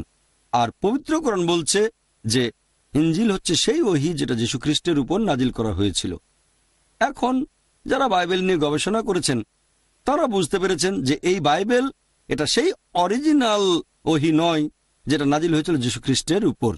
বাইবেলের উপর বিশেষজ্ঞ যে কোনো লোক, হোক সে খ্রিস্টান অথবা হোক হিন্দু বা সে মুসলিম, যখন আমরা বাইবেল পড়ি আমরা জানতে পারি যে বাইবেলটা আমরা আজকাল পড়ি, এই বাইবেল শব্দটা এসেছে গ্রিক শব্দ বিবলস থেকে, অর্থাৎ বই বা বইসমূহের বই। আর আপনিও হয়তো জানেন যে বাইবেল হচ্ছে অনেকগুলো বইয়ের সমষ্টি, 66টা। এটা খ্রিস্টানদের মধ্যে প্রোটেস্ট্যান্ট মতাবলম্বীদের কথা অনুযায়ী, আর ক্যাথলিকদের মতে বাইবেল 73টা বই অন্যরাও মানে। তাহলে এই বাইবেল শব্দটা এসেছে গ্রিক শব্দ বিবলস থেকে। আমাদের মুসলিমদের যাদের শরিয়ার উপরে জ্ঞান আছে আমরা বলি যে বাইবেল আল্লাহ তাআলার অরিজিনাল বাণী নয়। বাইবেল নিয়ে যদি গবেষণা করেন তাহলে আপনারা দেখবেন যে সামান্য কিছু অংশ সেগুলো হতে পারে আল্লাহ তাআলার বাণী, কিছু অংশ নবী রাসূলগণের কথা, যীশুখ্রিস্টের মুখের কথা, কিছু অংশ ইতিহাসের কথা, কিছু অংশ আমার বলতে খারাপ লাগছে এমনকি পর্নোগ্রাফিও আছে। অনেক ভুল আর পরস্পর বিরোধী কথা আছে। আমরা বলতে পারি না যে বাইবেলের এই পরস্পর বিরোধী কথাগুলো আল্লাহ তাআলার বাণী, বলতে পারি না যে বাইবেলে যে বৈজ্ঞানিক ভুলগুলো রয়েছে সেগুলো আল্লাহ তাআলার বাণী। তাই আমরা যেটা বলি, আমরা মানি ইনজিল মানে সেই ওহী যেটা নাজিল করা হয়েছিল যীশুখ্রিস্টের উপর, সেটা অবশ্যই আল্লাহ তাআলার বাণী। তবে বর্তমান বাইবেল একটা মিশ্রণ। তাই সামগ্রিকভাবে কোরআন এবং বাইবেল সম্পর্কে যাদের যথেষ্ট জ্ঞান আছে তারা কখনোই এই বাইবেলকে একেবারে সম্পূর্ণভাবে আল্লাহর বাণী বলবে না। তবে হ্যাঁ, ঈসা আলাইহিস সালাম বা যীশুখ্রিস্টের উপরে যে ওহী নাজিল করা হয়েছিল সেটা আল্লাহ তাআলার বাণী। আপনার প্রশ্নের দ্বিতীয় অংশটাতে আমি যাচ্ছি, কোরআন এবং বাইবেলকে কি মেলানো সম্ভব? কোনো সাদৃশ্য আছে কি? একটা লেকচার দিয়েছিলাম খ্রিস্টান ধর্ম এবং ইসলামের মধ্যে সাদৃশ্য।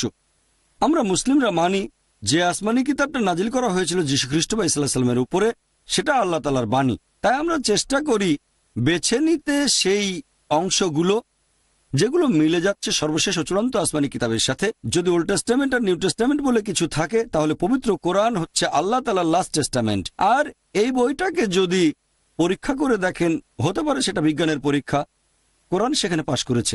আপনি কোরআনে একটাও পরস্পর বিরোধী কোনো কথা পাবেন না, কোরআনে আপনি কোনো ভুল খুঁজে পাবেন না। যদি আপনি কোরআনকে পরীক্ষা করেন, একই রকম পরীক্ষা করতে পারেন হিন্দু ধর্মগ্রন্থকে বা কোরআনকে অথবা বাইবেলকে, আপনি দেখবেন কোরআন সেই পরীক্ষায় পাশ করবে। তবে দুর্ভাগ্যজনকভাবে বাইবেল পরীক্ষায় ফেল করবে। আমি একটা বিতর্ক করেছিলাম আমেরিকায় বিজ্ঞানের আলোকে কোরআন ও বাইবেল। সেখানে আমার অপর বক্তা ছিলেন ডক্টর উইলিয়াম ক্যাম্বেল। তিনি একটা বই লিখেছিলেন যেখানে কোরআনের নাকি 30টা বৈজ্ঞানিক ভুল আছে। অনেক বছর কোনো মুসলিম তার উত্তর দেয়নি। তখন আমি গেলাম শিকাগোতে এবং তার সাথে একটা বিতর্ক করলাম। আর আলহামদুলিল্লাহ, আল্লাহর দয়ায়, আল্লাহর করুণায় আমি তার সবগুলো অভিযোগের উত্তর দিলাম। তারপর আমি তাকে দেখালাম বাইবেলে 38টা ভুল, বৈজ্ঞানিক ভুল, তিনি সেগুলোর উত্তর দিতে পারেননি। এবারে আপনার প্রশ্নটা যে এই দুটোকে কি মেলানো সম্ভব? হ্যাঁ, সম্ভব। আমি কি করেছি? আমি বাইবেল থেকে শুধুমাত্র সেই অংশগুলো নিয়েছি যেগুলো কোরআনের সাথে মিলে যায়। আর আমরা মুসলিমরা কোনো আপত্তি ছাড়াই মেনে নেব যে এই অংশের এই কথাগুলো আল্লাহ তাআলার বাণী। কারণ পবিত্র কোরআন, এটা আরবিতে, এই কোরআনকে বলা হয় ফুরকান, মানে সেই মানদণ্ড যেটা দিয়ে বিচার করা হয় সঠিক আর বেঠিক। এরকম মানদণ্ড থাকলে আমরা সহজে ঠিক বেঠিক বের করতে পারবো। যখন ব্যবহার করছি এই মানদণ্ড যেগুলো মিলে যাচ্ছে কোরআনের সাথে, সেগুলোকে আমরা মুসলিমরা সামগ্রিকভাবে কোনো রকম আপত্তি ছাড়াই মেনে নেব যে বাইবেলের এই কথাগুলো আল্লাহ তাআলার বাণী। এখন বাইবেল আর কোরআন এদের মধ্যে অনেক সাদৃশ্য আছে, এখানে সময় কম তাই সবগুলো আমি বলতে পারবো না। তবে যে কথাগুলো আগেও বলেছিলাম, আমরা মুসলিমরা মানি যীশু খ্রিস্ট বা ইসলাম আল্লাহ প্রেরিত একজন নবী ও রাসূল। মানি তিনি অলৌকিকভাবে জন্মেছিলেন পুরুষের হস্তক্ষেপ ছাড়াই। বিশ্বাস করে তিনি আল্লাহর নির্দেশে মৃত ব্যক্তিকে জীবন দিয়েছেন। বিশ্বাস করে তিনি আল্লাহর নির্দেশে জন্মান্ধর কুষ্ঠরোগীদের সুস্থ করে তুলেছিলেন। তাহলে মুসলিম আর খ্রিস্টানরা আমরা এখানে এক।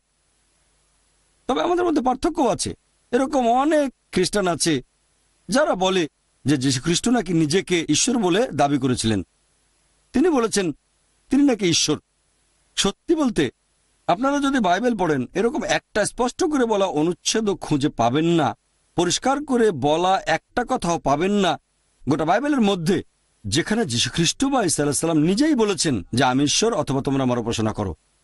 কথাটা আবারও বলছি, গোটা বাইবেলে একেবারে স্পষ্ট করে বলা, একেবারে পরিষ্কার করে বলা হয়েছে এরকম একটা অনুচ্ছেদ পাবেন না যেখানে যীশু খ্রিস্ট নিজের মুখে বলেছেন যে আমি ঈশ্বর বা তোমরা আমার উপাসনা করো। সত্যি বলতে যদি আপনারা বাইবেল পড়েন, যীশু খ্রিস্ট তার নিজের মুখে বলেছেন।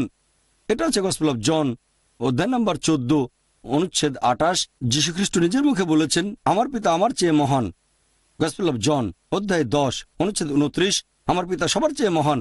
গসপেল অফ ম্যাথিউ অধ্যায় 12 অনুচ্ছেদ 28 আমি ঈশ্বরের আত্মার সাহায্যে শয়তানকে তাড়িয়ে দেই। গসপেল অফ লুক অধ্যায় 11 অনুচ্ছেদ 20 আমি ঈশ্বরের আঙ্গুলের সাহায্যে শয়তানকে তাড়িয়ে দিই। গসপেল অফ জন অধ্যায় 5 অনুচ্ছেদ 30 আমি নিজের থেকে কিছুই করতে পারি না, যেমন শুনি সেরকম বিচার করি, আর আমার বিচার ন্যায্য, কারণ আমি নিজের ইচ্ছা পূরণ করি না, আমার পিতার ইচ্ছা পূরণ করি। যদি কেউ বলে আমি নিজের ইচ্ছা পূরণ করি না, আল্লাহর ইচ্ছা পূরণ করি, সে একজন মুসলিম। তাহলে যীশু খ্রিস্ট বা ঈসা আলাইহিস সালাম আল্লাহর কাছে আত্মসমর্পণ করেছিলেন, আর আরবিতে বললে এই ধরনের মানুষকে বলা হয় মুসলিম।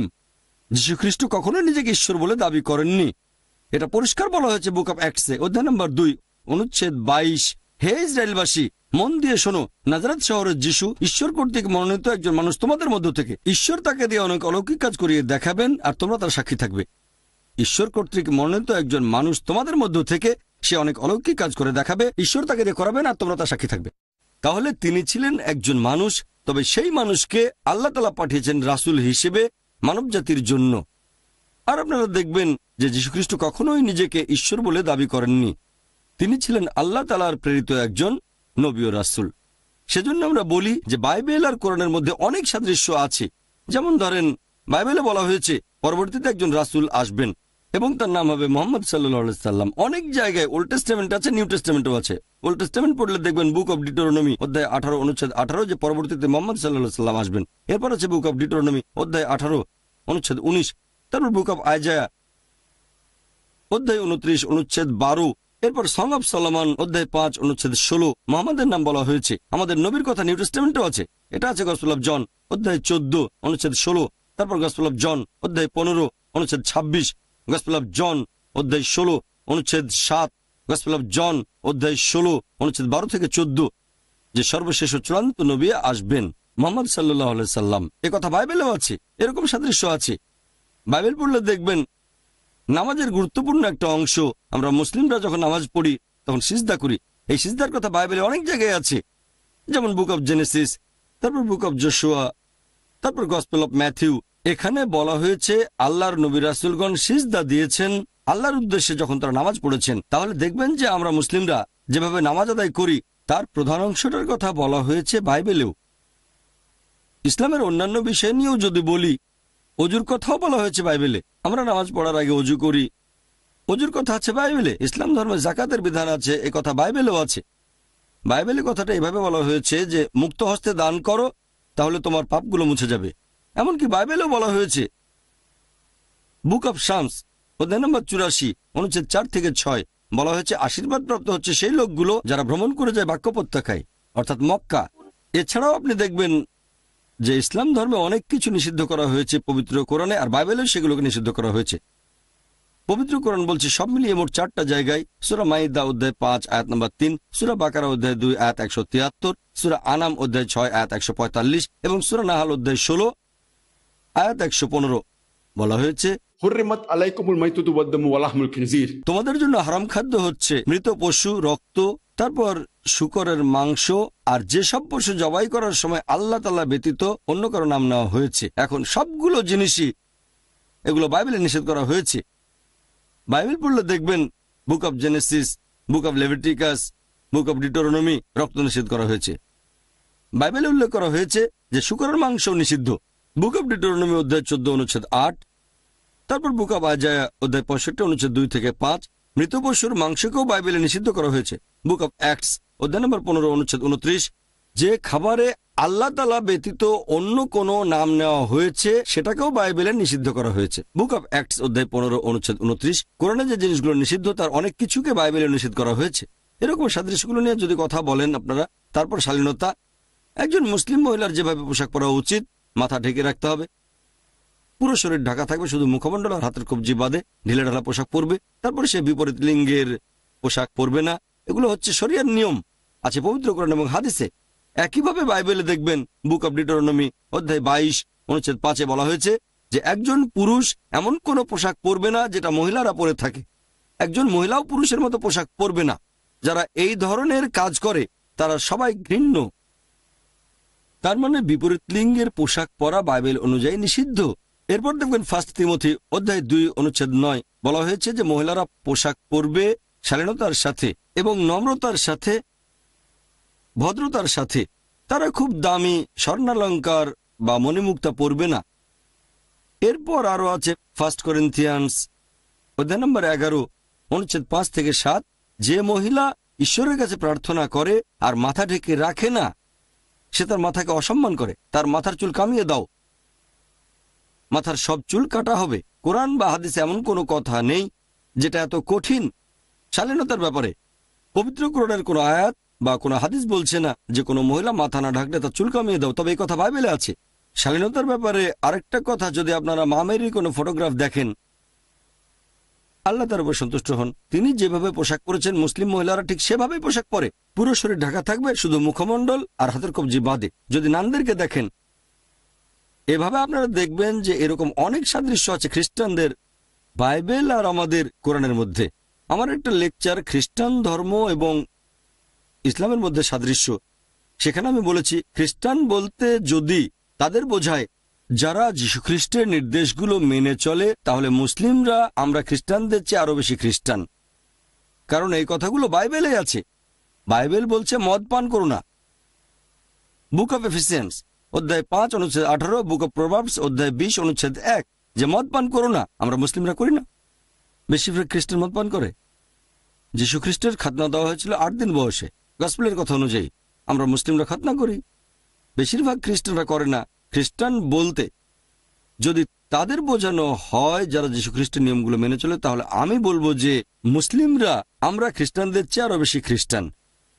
এখন আপনার প্রশ্নের উত্তর হচ্ছে যে পুরো বাইবেল আল্লাহ সুবহানাহু ওয়া তাআলার বাণী নয়। দ্বিতীয় প্রশ্ন, হ্যাঁ কিছু সাদৃশ্য আছে, আর আমরা মনে করি যে বাইবেলের অংশ বিশেষ হচ্ছে আল্লাহর বাণী। আমাদের খুঁজে বের করতে হবে সেই অংশগুলো কোথায়, যাচাই করব পবিত্র কোরআন দিয়ে। তারপরে ইনশাআল্লাহ মুসলিম আর খ্রিস্টান আমরা এক হতে পারবো। আশা করি উত্তরটা পেয়েছেন। আপনি যদি আরো প্রশ্ন করতে চান করতে পারেন। ধন্যবাদ। অনেক উত্তর শুনে ভালো লেগেছে। আমি কোরআনের উপর বিশেষজ্ঞ নই, আপনি বিশেষজ্ঞ। তবে কোরআনের ইংরেজি অনুবাদ পড়েছি। আমি যা পড়েছি সেখান থেকেই আপনাকে একটা প্রশ্ন করছি। আমি কোরআনের ইংরেজি অনুবাদ পড়েছি যেখানে বলা হয়েছে তাওরাত, জবুর, ইনজিল এইগুলো তো আল্লাহর আসমানি কিতাব, তাই না? কয়েক জায়গায় আছে যে কেউ আল্লাহ তাআলার কথাকে বদলাতে পারবে না। আরেক জায়গায় বলা হয়েছে যে নবী মুহাম্মদ সাল্লাল্লাহু আলাইহি সাল্লাম তাকে বলা হয়েছে তোমার যদি দ্বিধা থাকে তোমাকে আমি যে জিনিসগুলো দেখাচ্ছি তাহলে যাও জিজ্ঞাসা করো তাদের কাছে যারা কিতাবগুলো পড়েছে তোমার পূর্বে। আমার মনে হয়েছে এরা ইহুদি আর খ্রিস্টানরা। তাই কোরআনের এই আয়াতগুলো দেখে আমার মনে হয়েছে যদি তারা জবুর আর ইনজিল আল্লাহর বাণী হয়ে থাকে আর কেউ সেগুলো বদলাতে পারবে না। আর মুহাম্মদ সাল্লাল্লাহু আলাইহি সাল্লাম জিজ্ঞাসা করবেন ইহুদি আর খ্রিস্টানদের যদি কোনো সন্দেহ থাকে তার কাছে যেটা নাজিল করা হয়েছে, তাহলে এটা কি কখনোই সম্ভব যে পবিত্র বাইবেলের কিছুই আসলে বদলায়নি? কারণ মানুষ তো আল্লাহর বাণীকে কখনোই বদলাতে পারবে না। আর যদি ধরে নেন বাইবেলে কিছুই বদলায়নি, তারপর আপনি এমনভাবে বাইবেলের বিভিন্ন জিনিসের ব্যাখ্যা করলেন যেটা কোরআনের সাথে মিলে যায়। এরকম কি সম্ভব? এটাই ছিল আমার মূল প্রশ্ন। খুব সুন্দর আর প্রশ্ন। পবিত্র কোরআন বলছে যে আল্লাহর আপনার বাণীকে প্রশ্ন আমি বুঝতে বদলানো পেরেছি। যাবে না। বুঝতে পেরেছি আমি। তাহলে এটা কিভাবে সম্ভব যে বাইবেলের কথাগুলো বদলে গেছে? খুব সুন্দর প্রশ্ন ভাই ডেভিড, খুব সুন্দর প্রশ্ন করেছেন। 1 নম্বর পয়েন্ট, আমি কোরআনের উপর বিশেষজ্ঞ নই, সামান্য একজন ছাত্র। কোরআন এবং বাইবেলের উপর বিশেষজ্ঞ নই আমি। আপনি এখানে কোরআনের 3টা আয়াতের কথা বলেছেন, আর আমার তো মনে হচ্ছে আপনি এখানে বিশেষজ্ঞ।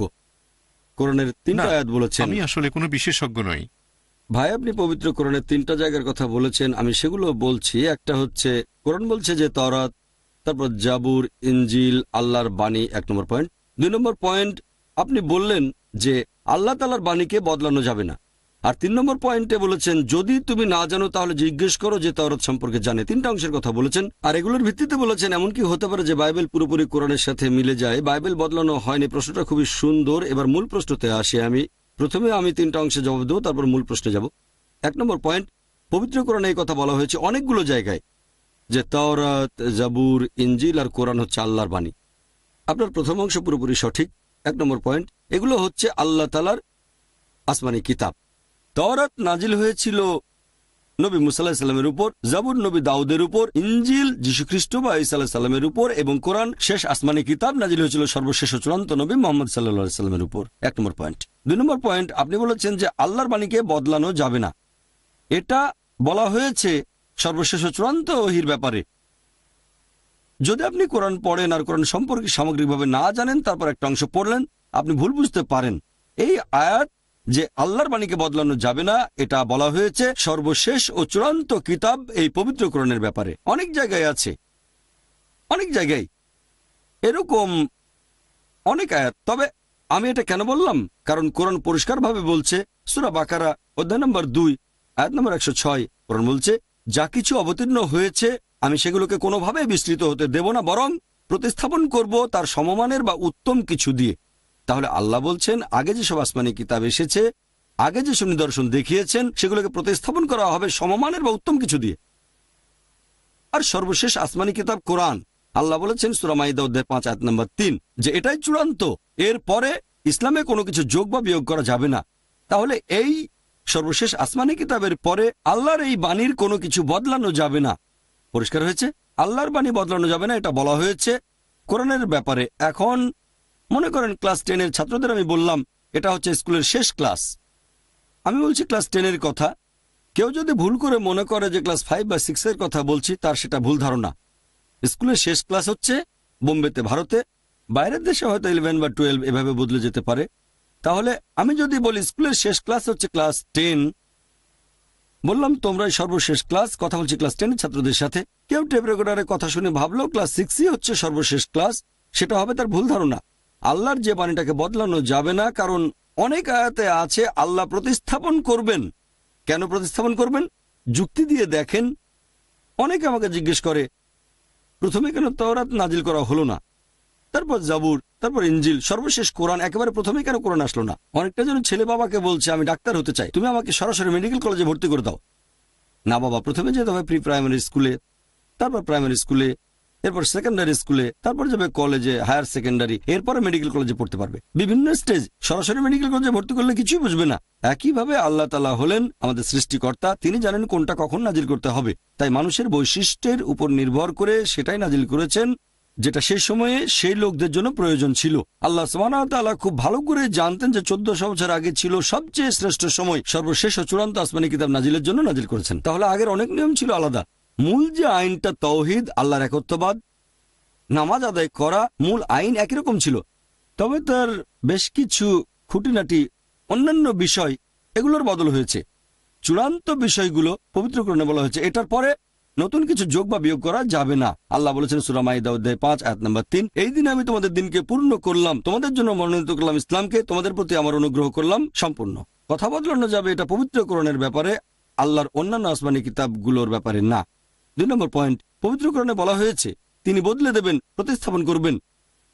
3 নম্বর পয়েন্ট, আল্লাহ বলেছেন সূরা নিসা অধ্যায় 4 আয়াত নম্বর 82, أفلا يتدبرون القرآن ولو كان من عند غير الله لوجدوا فيه اختلافا كثيرا। তারা কি অনুধাবন করে না এটা যদি আল্লাহ ব্যতীত অন্য কারো কাছ থেকে আসতো তাহলে সেখানে অনেক অসঙ্গতি থাকতো। আল্লাহ এখানে চ্যালেঞ্জ করেছেন, যদি মনে করো এটা আল্লাহর কাছ থেকে আসেনি, তাহলে মাত্র একটা অসঙ্গতি বের করে দেখাও। যদি বের করতে পারেন আল্লাহর বাণী নয়। এবার তৃতীয় অংশে আসছি। আপনি আপনার প্রশ্নে বলেছেন, আল্লাহ বলেছেন নবী মুহাম্মদকে তুমি যদি না জানো তাহলে ইহুদিদের ধর্মগ্রন্থগুলো দেখো। এটা ভুল ধারণা। এখন আমি বুঝতে পারছি যে আপনি কোরআনের কিছু অংশ পড়েছেন, কোনো বিশেষজ্ঞ নন। 3 নম্বর প্রশ্নের ভিত্তিতে এখানে আসলে আল্লাহ বলেছেন নবী মুহাম্মদকে তুমি এই কথা বলবে ইহুদি আর খ্রিস্টানদের যদি বিশ্বাস না করো তোমাদের ধর্মগ্রন্থ দেখো। আল্লাহ এটা নবী মুহাম্মদের উদ্দেশ্যে বলছেন না। আল্লাহ বলছেন নবী মুহাম্মদকে যে তুমি বলো ইহুদিদের, বলো খ্রিস্টানদের এই আইনে যদি বিশ্বাস না করো তাহলে তোমাদের ধর্মগ্রন্থ দেখো। কেন? কারণ এটা হচ্ছে লাস্ট টেস্টামেন্ট। এখানকার কিছু অংশ ছিল ওল্ড টেস্টামেন্টে আর নিউ টেস্টামেন্টে। যেহেতু এটা আল্লাহর সর্বশেষ আসমানি কিতাব, এখানে তওরাত এবং ইঞ্জিলের কিছু অংশ আছে। তাহলে নবী মুহাম্মদ সাল্লাল্লাহু সাল্লামকে আল্লাহ বলেছেন তুমি ইহুদি আর খ্রিস্টানদের বলো যদি এই কথাগুলো না মানো, তোমরা যদি শূকরের মাংস খাওয়া থেকে বিরত না থাকো, তাহলে দেখো বাইবেলে বুক অব ডিটোরনমি অধ্যায় 14 অনুচ্ছেদ 8, বুক অব লেভিটিকাস অধ্যায় 11, বুক অব আইজায়া অধ্যায় 65 অনুচ্ছেদ 2 থেকে 5। আমি রেফারেন্স দিচ্ছি, এমন না যে এভাবে বলতে হবে। এভাবে বলে আমি আসলে আপনাদের সাহায্য করছি, কারণ গোটা বাইবেল খুঁজতে গেলে 1 ঘন্টাও লাগতে পারে, 2 ঘন্টাও লাগতে পারে, কিন্তু আমি রেফারেন্স দিলে 2 মিনিট লাগবে। যদি আপনি বাইবেলের সূচিপত্র ব্যবহার করতে জানেন, যদি আপনাকে বলি বুক অব ডিটোরনমি অধ্যায় 14 অনুচ্ছেদ 8, যদি না জানেন যে ডিটোরনমি 5ম বই, শেষের ইন্ডেক্সে খুঁজবেন ডি, সেখানে পাবেন পৃষ্ঠা নম্বর, সেখানে যান। ডিটোরনমি পেয়ে গেলে অধ্যায় 14 পাবেন, প্রত্যেক পৃষ্ঠা নম্বর আছে, প্রত্যেক অধ্যায় নম্বর আছে, অনুচ্ছেদ 8-এ যাবেন। যদি এভাবে রেফারেন্স না বলি তাহলে আপনি সূত্র খুঁজবেন, একটু চেষ্টা করলে পেয়ে যাবেন। শুকরের মাংস পোর্ক পি দিয়ে খোঁজেন, পেতে পারেন নাও পেতে পারেন, এটা পরিস্থিতির উপর নির্ভর করবে। তাহলে একইভাবে নবী মুহাম্মদ, আমি এটা থেকেই শিখছি, আমি আল্লাহর কাছ থেকে পথ নির্দেশনা নিচ্ছি, যেভাবে আল্লাহর নবী মুহাম্মদ ইহুদি আর খ্রিস্টানদের বুঝিয়েছেন, আমিও একই উপায় আপনাকে বোঝাতে চাচ্ছি। আমি হতে চাই নবীর একজন ছাত্র, তার পথ নির্দেশনা নিচ্ছি। তাহলে একইভাবে নবীও বলেছেন, যেমন ধরেন একইভাবে যীশু খ্রিস্ট বা ঈসা আলাইহিস সালামও এটা বলেছেন। একই কথা, তোমরা যারা কোনো পাপ করনি তারা এই মহিলাকে প্রথম পাথরটা মারো, বলা হয়েছে কিনা? সে সময় যীশু খ্রিস্ট এই কথাটা বলেছিলেন ইহুদিদের উদ্দেশ্যে। মুহাম্মদ একই কথা বলেছেন যে তোমরা নিজেদের ধর্মগ্রন্থ খুলে দেখো, সেখানে আইনটা কি। নবী মুহাম্মদ যেসব কথা বলেছেন ইহুদি আর খ্রিস্টানরা তার অনেক কিছুই মানেনি। নবী বললেন এই কথাগুলো আছে তোমাদের ধর্মগ্রন্থে, তার মানে তিনি আল্লাহ প্রেরিত দূত। এমন না যে তিনি পড়েছেন তাওরাত, এমন না যে পড়েছেন ইঞ্জিল। নবী তো হিব্রু জানতেন না। আর সে সময় বাইবেলের কোনো আরবি ভার্সনও ছিল না, আরবি ভার্সন এসেছে পরবর্তীতে, ঠিক? তাহলে নবী সেই কিতাবগুলো পড়েননি, তিনি ছিলেন নিরক্ষর, ঠিক? যেহেতু তাকে আল্লাহ সুবহানাহু ওয়া তাআলা বলেছিলেন রাসূল বলে, তিনি সরাসরি ওহী পেতেন।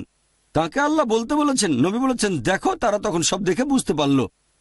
তাহলে আমাদের নবী মুহাম্মদ সে সময় ইহুদি আর খ্রিস্টানদের যেভাবে বুঝিয়েছিলেন, আমিও চেষ্টা করছি এটা ছোট্ট পরিসরে সেখানে পৌঁছানোর। আমি বোঝাতে চাচ্ছি আপনাকে যে ভাই, যদি এই কথাগুলো ভুল মনে হয়, কোরআনকে ভুলে যান।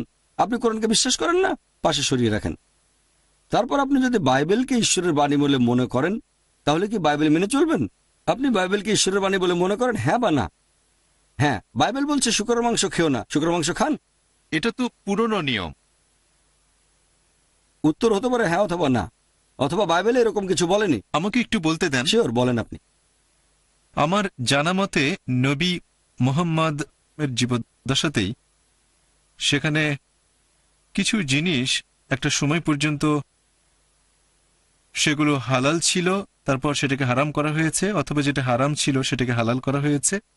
এরকম তো অনেক সময় হয়েছে। তাই খ্রিস্টানরা, আমরা বিশ্বাস করি যে ইসরায়েলের লোকদের জন্য, ইহুদিদের জন্য যখন আল্লাহ প্রেরণ করেছিলেন মুসা নবীকে, আমরা বিশ্বাস করি তাদের জন্য শুকুর হারাম ছিল, আর সেজন্যই এই কথাটা তাওরাতে আছে। ভাই, কোনো একটা প্রতিষ্ঠানে আপনাকে যদি কোনো নির্দেশ দেওয়া হয়, আপনি দেখবেন নির্দেশটা দিচ্ছে কে। উচ্চ কর্তৃপক্ষের নির্দেশটা থাকবে সবার উপরে। যেমন ধরেন ক্লাসে টিচার ছাত্রদের কিছু নির্দেশ দিলেন, প্রিন্সিপাল সে নির্দেশটা বদলে দিলেন, তার সে ক্ষমতা আছে। তবে প্রিন্সিপালের নির্দেশকে বদলানোর ক্ষমতা টিচারের নেই। তাহলে প্রত্যেকটা ধর্মে উচ্চ কর্তৃপক্ষের কথায় নিয়ম বদলাতে পারে, নিম্ন কর্তৃপক্ষ নয়। পবিত্র কোরআন পড়লে দেখবেন সেখানে বলা হয়েছে যেগুলো নিষিদ্ধ করা হয়েছিল ইহুদিদের জন্য কোরআনে আছে। যেমন ধরেন ষাঁড়ের চর্বি, ইহুদিদের জন্য হারাম ছিল, তোমাদের জন্য হালাল। কে বলেছেন? সর্বোচ্চ কর্তৃপক্ষ আল্লাহ। আমি জানি আপনি বাইবেলের কোন জায়গার কথা বলছেন। সেন্ট পিটার একটা স্বপ্ন দেখলেন, কি আমি ঠিক বলেছি? সেন্ট পিটার, হ্যাঁ পিটার, ঠিক বলেছেন। পিটার একটা স্বপ্ন দেখলেন যে তিনি খাবারের টেবিলে আর শুকরের মাংস খাচ্ছেন। এটা ছিল স্বপ্নের একটা ঘটনা। যীশুখ্রিস্টের যে কোনো শিষ্য, এমনকি যদি সেন্ট পলও হয়, যিনি ছিলেন যীশুখ্রিস্টের স্বঘোষিত একজন শিষ্য, তারা কিন্তু কেউ যীশুখ্রিস্টের উপরে নন। যীশুখ্রিস্ট তার নিজের মুখেই বলেছেন, গসপেল অফ ম্যাথিউ অধ্যায় নম্বর 5 অনুচ্ছেদ 17 থেকে 20, মনে করো না আমি আগের নবীগণের আইন বাতিল করতে এসেছি। আমি বাতিল করতে আসিনি, সম্পূর্ণ করতে এসেছি। যতদিন আকাশমণ্ডলী আর পৃথিবী থাকবে, একটা ক্ষুদ্র কোনো আইনের ফাঁক গলে যেতে পারবে না, সবই পূরণ করা হবে। তোমাদের মধ্যে যে এই আইনগুলোর সামান্য কিছু অংশ লঙ্ঘন করবে, সামান্য ক্ষুদ্রাতি ক্ষুদ্র যে আইনগুলোর সামান্য কিছু লঙ্ঘন করবে আর অন্যদের তা শেখাবে, সে স্বর্গের রাজ্যে প্রবেশ করতে পারবে না। আর যে আইনগুলো মেনে চলবে, অন্যদেরও শেখাবে, সে স্বর্গের রাজ্যে প্রবেশ করবে। যদি না তোমাদের ন্যায়নিষ্ঠতা লেখক আর ফরিসীদের ন্যায়নিষ্ঠতার চেয়ে বেশি হয়, তাহলে তোমরা কোনোভাবেই স্বর্গের রাজ্যে প্রবেশ করতে পারবে না। তাহলে যীশুখ্রিস্ট তার নিজের মুখেই বলেছেন, আগের নবীদের আইন বাতিল করতে আসিনি, সম্পূর্ণ করতে এসেছি। একটা ক্ষুদ্র কণাও আইনের ভাগ গলে যেতে পারবে না, সবই পূরণ করা হবে। তোমাদের মধ্যে যদি কেউ একটা আইন ভাঙে, একেবারে ক্ষুদ্রাতি ক্ষুদ্র, সে স্বর্গের রাজ্যে প্রবেশ করতে পারবে না। এই কথাগুলো এভাবে পাবেন রেড লেটার বাইবেলে। রেড লেটার বাইবেলে আপনি আশা করি চেনেন। রেড লেটার বাইবেলের নাম শুনেছেন? মাশাআল্লাহ, ভালো, আলহামদুলিল্লাহ, খুব ভালো। আল্লাহ আপনাকে রহমত করুন। রেড লেটার বাইবেল হচ্ছে সেই বাইবেল, যারা জানেন না তাদের বলছি, এখানে লাল অক্ষরে সেই কথাগুলো লেখা আছে যেগুলো যীশুখ্রিস্ট তার নিজের মুখে বলেছেন। কারণ বাইবেলের সব কথাই যীশুখ্রিস্টের নিজের মুখের কথা নয়। পবিত্র কোরআনে যা আছে তার সবকিছুই 100% ক্ষুদ্রাতি ক্ষুদ্র কণাও মানুষের লেখা নয়, আল্লাহর ওহী। আর রেড লেটার বাইবেলে যে কথাগুলো ঈশ্বরের বাণী নিউজ পেপারে ছাপালে, সেটা হবে মাত্র একটা পৃষ্ঠা, খুব বেশি হলে 2টা কলাম, সামান্য পার্সেন্টেজ। এগুলো আছে নিউ টেস্টামেন্টে, ওল্ড টেস্টামেন্টে কিছু নেই। আর নিউ টেস্টামেন্টেও প্রধানত গসপেলগুলোতে আছে। এবারে সামান্য কিছু আছে অ্যাক্টসে, সামান্য। আপনারাও বুঝতে পারবেন এটা গোটা বাইবেলের খুব সামান্য একটা পার্সেন্টেজ। আর এই লাল অক্ষরের কথাগুলোই যীশুখ্রিস্টের নিজের মুখের কথা। কালো অক্ষর লাল অক্ষরের নিয়মকে বদলাতে পারে না, কারণ লাল অক্ষরগুলো যীশুখ্রিস্টের মুখের কথা, কালো অক্ষরগুলো বলেছেন অন্য কেউ, হয়তো যিশুর শিষ্য অথবা ঐতিহাসিক অথবা XYZ বা অন্য যে কোনো কেউ। কালো অক্ষর কখনোই লাল অক্ষরের নিয়ম বদলাতে পারবে না। কেন?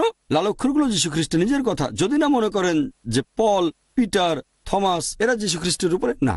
আমাদের ইসলাম ধর্মেও আমরা এক আল্লাহকে বিশ্বাস করি, নবী মোহাম্মদ সাল্লাল্লাহু আলাইহি সাল্লামকে বিশ্বাস করি, তারপর রয়েছেন নবীর সাহাবাগণ, আপনাদের অ্যাপোস্টল, আমাদের সাহাবাগণ। যীশুখ্রিস্টের বেশ কিছু শিষ্য ছিলেন, নবী মোহাম্মদ সাল্লাল্লাহু আলাইহি সাল্লামেরও কিছু সহচর ছিলেন, তবে সাহাবা উপরে নন। যদি আমাকে দেখান একজন সাহাবী নবী মোহাম্মদের বিপক্ষে বলেছেন, সে কথাটা ফেলে দেন। নবী মোহাম্মদ 1 নম্বরে মানুষের মধ্যে, আল্লাহর পরে নবী মোহাম্মদ 1 নম্বর, তারপর রয়েছেন সাহাবাগণ। এরকম বিভিন্ন স্তর আছে। কোন সাহাবীর কথা আমাদের নবীর কোন নিয়মকে বদলাতে পারবে না, কখনো না। প্রত্যেকটা ধর্মেই বিভিন্ন স্তর থাকে। আল্লাহর বাণীকে কোন নবী বা রাসূল বদলাতে পারবেন না। কোন সাহাবীর কথা নবীর বলা কোন নিয়মকে বদলাতে পারবে না। আপনি যেটার কথা বলছেন সেটা নিচের স্তরে ঠিক না বেঠিক পরে আলোচনা করা যাবে। আপনার কথা ঠিক না বেঠিক সেটা আলাদা ব্যাপার। তর্কের খাতিরে মানলাম আপনি ঠিক, যে কথাগুলো বলেছেন এখন সেটা কালো অক্ষর। ঠিক, কালো অক্ষর লাল অক্ষরের নিয়মকে বদলাতে পারবে না। আপনি যদি বাইবেলের উপর বিশেষজ্ঞ হন তাহলে এটা জানা থাকবে আপনার। যদি বাইবেল বিশেষজ্ঞ না হন, অন্য কেউ আপনাকে বলল, তাহলে প্রশ্নের তৃতীয় অংশটার উত্তর দিলাম। এখন মূল প্রশ্নটা ছিল এই 3টার ভিত্তিতে। আমাকে কিছু বলতে দিন। আপনাকে আরো সময় দেব, আগে উত্তরটা শেষ করি। প্রথমে উত্তরটা দেই, তারপর বলবেন কোনো সমস্যা নেই। অন্য দর্শকদের চেয়ে আপনাকে বেশি সুযোগ দেবো। আপনি আমাদের অতিথি ভাই, আপনি অতিথি, আপনার সাথে কথা বলতে ভালো লাগবে। প্রথমে আপনার উত্তরটা দেই। তৃতীয় প্রশ্নের পরে আপনি বলেছিলেন, এটা কি হতে পারে না যে কোরআন দিয়ে পরীক্ষার দরকার কি, বাইবেল তো সঠিক আর কোরআন ভুল। আপনি ঠিক মুখে বলেননি কোরআন ভুল, ভদ্রভাবে বলেছেন, আমারও পছন্দ হয়েছে। আমি জানি আপনি মুখে বলেননি, তবে বলেছেন বাইবেল সঠিক কোরআনের সাথে তুলনা করলে। কোরআনের সাথে তুলনা মানে সঠিকের সাথে বেঠিকের তুলনা, তাহলে সঠিক মানবো, আমিও একমত। তবে বাইবেল সঠিক কিনা সেটাই প্রশ্ন। একটা লেকচার দিয়েছিলাম কোরআন কি আল্লাহর বাণী, আর যে মানুষটা নিরপেক্ষ থাকে, সে হয়তো কোরআন সম্পর্কে কিছুই জানে না, সেখানে লেকচারের পরে প্রশ্ন উত্তর পর্ব ছিল, সব মিলিয়ে প্রায় 4 ঘন্টার মতো। একজন নিরপেক্ষ লোক সেটা দেখলেই বুঝবেন। আমি যুক্তি দিয়ে প্রমাণ করেছি, যুক্তি, বুদ্ধি আর বিজ্ঞান দিয়ে, যে কোরআন আসলে আল্লাহর বাণী। আরো একটা লেকচার, বাইবেল কি আল্লাহর বাণী, এখানে একই যুক্তি খাটিয়েছি। বাইবেলে অনেক পরস্পর বিরোধী কথা আছে, আমি বলতে চাচ্ছি না। একটা আর্টিকেলের কথা অনুযায়ী 50,000-এর বেশি ভুল, আমি সে কথা বলছি না। আমিও এই ব্যাপারে একটা আর্টিকেল পড়েছিলাম। আপনি কোনটা পড়েছেন আমি জানি না। আমি মুসলিমদের সব বইকে সঠিক বলে মনে করি না। যদি সেটা হয় কোরআন, তাহলে আমি মানব, পাশে দাঁড়িয়ে থাকব। অন্য কোনো বইয়ের ব্যাপারে মানতে পারি, নাও মানতে পারি, হয়তো কিছু অংশ মানবো, কিছু অংশ মানবো না। প্রথমে সর্বোচ্চ কর্তৃপক্ষ, 1 নম্বরে কোরআন। আমি বই লিখলাম, এই কোরআন সেই বইয়ের চেয়ে উপরে। 1 নম্বরে কোরআন, তারপরে আছে আমাদের নবীর সহিহ হাদিস। এবার আপনার প্রশ্নে আসি। যদি সাধারণ যুক্তি ব্যবহার করেন বিজ্ঞান, তাহলে দেখব বাইবেলে অনেক বৈজ্ঞানিক ভুল আছে। আমি এখানে কয়েকটার কথা বলছি, সময় কম তাই বিস্তারিত বলতে পারছি না। যেমন ধরেন, বাইবেলে বলা হয়েছে গসপেল অফ ম্যাথিউ অধ্যায় নম্বর 4 অনুচ্ছেদ 8 যে পৃথিবী সমতল। তারপর আছে বুক অফ জেনেসিস অধ্যায় নম্বর 1 অনুচ্ছেদ 16 থেকে 19, সেখানে বিশ্বজগৎ সৃষ্টির কথা বলা হয়েছে যে প্রথমে আলো ছিল না, ঈশ্বর আলো স্থাপন করলেন প্রথম, দ্বিতীয়, তৃতীয় দিন। এরপর বলা হয়েছে যে চতুর্থ দিনে সর্বশক্তিমান ঈশ্বর সৃষ্টি করলেন সূর্য আর নক্ষত্র। কিন্তু আলো সৃষ্টি হয়েছে প্রথম দিনে। এটা অযৌক্তিক যে আলোর উৎস সৃষ্টি হয়েছে পরে আর আলো এসেছে আগে। যদি আমি বলি একটা বাল্ব বানিয়েছি, সুইচ অন করলাম, তারপর আলো জ্বললো, কিন্তু যদি বলি আলো এসেছে প্রথম দিনে, দিনের প্রথম দিকে, আর বাল্ব জ্বালানো হয়েছে চতুর্থ দিনে, লোকে ভাববে আমি বিজ্ঞান সম্পর্কে জানি না। এছাড়াও বলা হয়েছে পৃথিবী সৃষ্টি করা হয়েছিল তৃতীয় দিনে আর গাছপালা, কিন্তু সূর্য সৃষ্টি হয়েছে চতুর্থ দিনে। এখন পৃথিবী সূর্যের একটা অংশ, বিজ্ঞান বলছে ঠিক একটা অংশ তৃতীয় দিনে আর সূর্য এসেছে পরে, এটা অবৈজ্ঞানিক। এছাড়াও বাইবেলে দেখবেন বুক অব জেনেসিসে অধ্যায় নম্বর 1 অনুচ্ছেদ 16 থেকে 19 বলা হয়েছে সর্বশক্তিমান ঈশ্বর দুটো আলো সৃষ্টি করলেন। বড় আলো সূর্য দিনকে শাসন করবে, আর ছোট যে আলোটা চাঁদ রাতকে শাসন করবে। আর অরিজিনাল ভাষাতে যেভাবে বর্ণনা করা হয়েছে মনে হবে এটা চাঁদের নিজস্ব আলো। পবিত্র কোরআন বলছে সূরা ফুরকান অধ্যায় 25 আয়াত নম্বর 61 যে সূর্যের আলো তার নিজস্ব আলো আর চাঁদের আলো হচ্ছে প্রতিফলিত আলো। যখন বিজ্ঞানীরা পড়েন পবিত্র কোরআন আর বাইবেল, তারা কোরআনের সাথে একমত হবেন, বাইবেলের সাথে নয়। চাঁদের আলো তার নিজস্ব আলো নয়। আগেকার দিনে কয়েকশো বছর আগে মানুষ মনে করত চাঁদের আলো তার নিজস্ব আলো। এখন আমরা জানি চাঁদের আলো তার নিজস্ব আলো নয়, এটা প্রতিফলিত আলো। এভাবে আমরা একের পর এক অনেক ভুল বের করতে পারি। এরকম কয়েকশো বৈজ্ঞানিক ভুল আছে। ওই বিতর্কের সময়টা কম ছিল আর এখানে সময়টা আরো কম। বাইবেলের 38টা বৈজ্ঞানিক ভুলের কথা বলেছিলাম ডক্টর উইলিয়াম ক্যাম্বেলকে, আমার দেখা সবচেয়ে সেরা খ্রিস্টান বক্তা বিজ্ঞান আর বাইবেলের উপর। ঠিক, তিনিও একজন মেডিকেল ডাক্তার, তারপর পিএইচডি। তিনি খুব বিখ্যাত লোক বা বিখ্যাত ছিলেন। আর সেই সময় অনেক আমেরিকানকে দেখেছি যখন তারা কোনো মুসলিমকে ফাঁদে ফেলতে চায় তখন এই বইটা দেখায়, দেখো কোরআনে কত বৈজ্ঞানিক ভুল আছে, বাইবেলে কোনো বৈজ্ঞানিক ভুল নেই। যে মানুষগুলো এই ব্যাপারটা সম্পর্কে জানে না হয়তো শুনে মুগ্ধ হবে অথবা উত্তর দিতে পারবে না। তাই আমি এখান থেকে গেলাম শিকাগোতে, আমেরিকার শিকাগোতে, সেখানে একটা বিতর্ক করলাম আলহামদুলিল্লাহ, আর আল্লাহর দয়ায় সেখানে আমি সফল হয়েছিলাম। সেটা আপনি দেখতে পারবেন ইনশাল্লাহ। এই বিতর্কের একটা ভিডিও সিডি আপনাকে দেওয়া হবে। এছাড়াও খ্রিস্টান ও ইসলাম সাদৃশ্য, সেজন্য আমি বলবো যে এটা কি সম্ভব, এটা কি হতে পারে বাইবেল বদলায়নি? হ্যাঁ, অবশ্যই হতে পারে, তবে এই বাইবেল না। আপনি বুঝতে পারবেন যখন দেখবেন যে বাইবেলের মধ্যে অনেক গাণিতিক ভুল আছে। যোগ করে দেখবেন বাইবেলে ভুল আছে। গাণিতিক ভুল মানে একই কথা বলা হয়েছে দুই জায়গায়, কিন্তু সংখ্যা আলাদা, পরস্পর বিরোধী। এখানে 2000, ওখানে 3000, অনেক ভুল, একটা না, অনেক কিছু সংশোধন করা যায়। আমি জানি যদি 10,000 ভুল বের করা হয় হয়তো 50% বা 80% সংশোধন করা যাবে, তবে কয়েকশো ভুল কিছু করা যাবে না। আমি সেগুলো পড়েছি। কয়েকশো ভুল আপনি সব ধরনের যুক্তি খাটালেও হবে না। আমি সেগুলোকে যাচাই করে দেখেছি। মাশাআল্লাহ, আমি অনেক দেশে গেছি, কথা বলেছি যারা বিশেষজ্ঞ। আমি বিশেষজ্ঞ নই, সামান্য ছাত্র। এখন এই অংশগুলোকে সংশোধন করা যাবে না। অনেক বৈজ্ঞানিক ভুল, তারপর ঐতিহাসিক ভুল।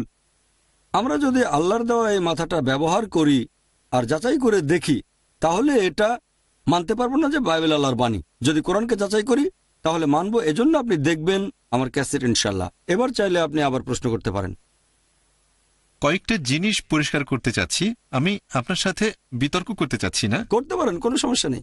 আমি করতে পারবো না কারণ আপনি অনেক জানেন। আমি কোনো বিতর্ক করতে চাচ্ছি না। আমি আসলে চাচ্ছি শিখতে।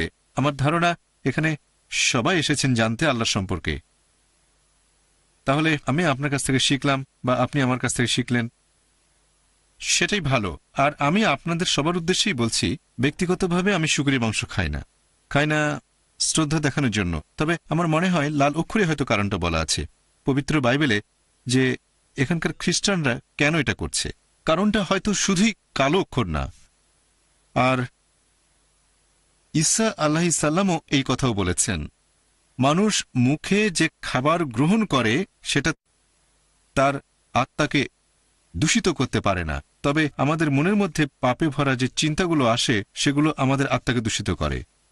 আর যেহেতু হযরত ঈসা আলাইহিস সালাম এই কথাগুলো বলেছেন, আমরা খ্রিস্টানরা মনে করি তিনি সব খাবারকে হালাল করেছেন। তোমরা যে খাবার খাও সেটা তোমাদের আত্মাকে দূষিত করতে পারে না। তাহলে আপনি এটার সাথে একমত নাকি যে বাইবেলের লাল অক্ষরে কারণটা বলা হয়েছে যে খ্রিস্টানরা কেন এটা মনে করে যে মুসা নবীর সময়ে আল্লাহ শূকরের মাংস নিষিদ্ধ করেছিলেন আর পরবর্তীতে হযরত ঈসা আলাইহিস সালাম সেটাকে করে দিলেন হালাল তার অনুসারীদের জন্য? তাহলে আমি বলি, আমি আপনার সঙ্গে একমত। আপনি বিতর্ক করতে চাচ্ছেন না, আমিও বিতর্ক করতে চাচ্ছি না, শিখতে চাচ্ছি। যদি আমাকে বোঝাতে পারেন যে আমি ভুল কোনো কথা বলেছি, তাহলে আমি নিজেকে তখনই শুধরে নেব। যদি বুঝতে পারি সেটাই সত্যি, তাহলে মেনে নেব। একটা উদাহরণ দিচ্ছি। ধরেন ভুল করে বললাম 2 + 2 = 5। না ভাই, 2 + 2 = 5 না, 4 হবে। আমাকে প্রমাণ করে দেখালেন, ধন্যবাদ ভাই। বলবো জাযাকাল্লাহ, আল্লাহ আপনাকে পুরস্কার দিন, আমরা সেটা মেনে নেব। তবে আমি বললাম 2 + 2 = 4, আরেকজন বলল না 5, তখন তাকে বলবো 2 + 2 = 4, 5 হবে না, আপনি ভুল করছেন। আমি তাকে শুধরে দেব, যার কথা সঠিক সেটাই মেনে নেব। এবার আপনার প্রশ্নে আসি। খুব সুন্দর যুক্তি যে বাইবেলে আছে যীশু খ্রিস্ট বলেছেন, তোমরা যে খাবার খাও সেটা তোমাদের আত্মাকে দূষিত করে না, দূষিত করে মনের চিন্তা। আমি তর্কের খাতিরে আপনার কথাটা মানলাম, তাহলে সেটা পরস্পর বিরোধী হবে। আগে যেটা বলেছিলাম, গসপেল অফ ম্যাথিউ অধ্যায় নম্বর 5 অনুচ্ছেদ 17 থেকে 20, ভেবো না আমি নবীগণের আইন বাতিল করতে এসেছি, এটা তাহলে ভুল। তার মানে যীশু খ্রিস্ট মিথ্যে কথা বলছেন। নাউজুবিল্লাহ, আল্লাহ ক্ষমা করুন, আমরা এই কথা মানি না। তিনি মিথ্যে বলতে পারেন না। যদি আপনি আইনের সামান্য অংশ লঙ্ঘন করেন, আইন কি? শুকরের মাংস খাবেন না। যখন এরকম দুটো বক্তব্য থাকবে, আমরা দুটোই মেনে চলার চেষ্টা করব। তার মানে অন্যান্য যেসব খাবার খাচ্ছেন সমস্যা নেই, তবে শুকরের মাংস খাবেন না। কেন? কারণ গসপেল অফ ম্যাথিউ অধ্যায় 5 অনুচ্ছেদ 17 থেকে 20 বলা হয়েছে আইনের সামান্য ক্ষুদ্রতম অংশ লঙ্ঘন করা যাবে না। একই কথা আছে কোরআনে। কোরআনে এরকম অনেক আয়াত আছে যেখানে বলা হয়েছে যে এই খাবারগুলো হারাম।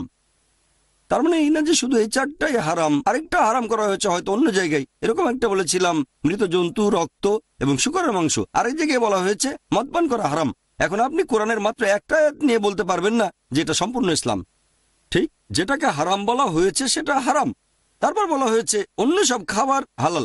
আর এখানে আমরা দেখতে পাচ্ছি যে খ্রিস্টানদের বাইবেলে লাল অক্ষর বলছে, আমি নবীগণের আইন সম্পূর্ণ করতে এসেছি, একটা বাতিল করতে আসিনি। যদি তোমাদের মধ্যে কেউ সেই আইনের সামান্য অংশ লঙ্ঘন করো, তাহলে সে স্বর্গের রাজ্যে যেতে পারবে না। যিশুর অন্যান্য কথাগুলো এই কথাগুলোর বিরুদ্ধে যেতে পারে না। তা না হলে যীশু খ্রিস্ট বা ঈসা আলাইহিস সালাম মিথ্যে কথা বলেছেন, নাউজুবিল্লাহ, আমরা সে কথা মানি না। তাহলে আমরা যীশু খ্রিস্টকে নিচে নামিয়ে দিয়ে পল বা পিটারকে উপরে তুলব না, না করা যাবে না, এটাই আইন। তাই এক্ষেত্রে আমরা বলবো যে যেহেতু পল বা পিটার কিছু বলেছিলেন বা থমাস কিছু বলেছিলেন, আমরা কি যীশু খ্রিস্টের কথার বিরুদ্ধে যাব? আমি বলবো না। আমরা বলবো পল, পিটার, থমাস যা বলুক সেটা ভুল। আমরা যদি চাই তাহলে এভাবে সংশোধন করে নিতে পারি। যদি এই কথাটা সেখানে না থাকতো, গসপেল অফ ম্যাথিউ অধ্যায় 5 অনুচ্ছেদ 17 থেকে 20, যদি এটা না থাকতো যে সামান্য আইনও ভেঙো না, হয়তো একেবারে শিওর না, হয়তো তখনও বিরুদ্ধে যুক্তি দেখাতে পারতাম। এখানে সময় কম, তাই প্রথমেই দিলাম টেক্কা। হয়তো এটা না থাকলে বলতাম খুব ভালো, আপনার কথা মেনে নিলাম আমি। কিন্তু যেহেতু অনুচ্ছেদ আছে গসপেল অফ ম্যাথিউ অধ্যায় 5 অনুচ্ছেদ 17 থেকে 20, যদি তোমাদের মধ্যে কেউ সামান্য আইন লঙ্ঘন করে, তাহলে সে স্বর্গের রাজ্যে প্রবেশ করতে পারবে না। তার মানে পারবেন না, কোন অবস্থাতে না। সেটা পল বলুক অথবা থমাস বলুক বা পিটার বলুক বা অন্য যে কেউ বলুক, বুঝতে পারছেন? যুক্তি খাটালে আপনি সেটা বুঝতে পারবেন। আপনি যেটা করছেন, পলকে উপরে উঠাচ্ছেন। আপনি মানে আমি বলছি কিছু খ্রিস্টান, আপনারা মানে খ্রিস্টানরা যিশুর শিষ্যকে উপরে উঠাচ্ছেন, এভাবে বলছেন যে যীশু খ্রিস্ট, আল্লাহ মাফ করুন, মিথ্যে বলছেন। আমি এটা মানতে পারছি না।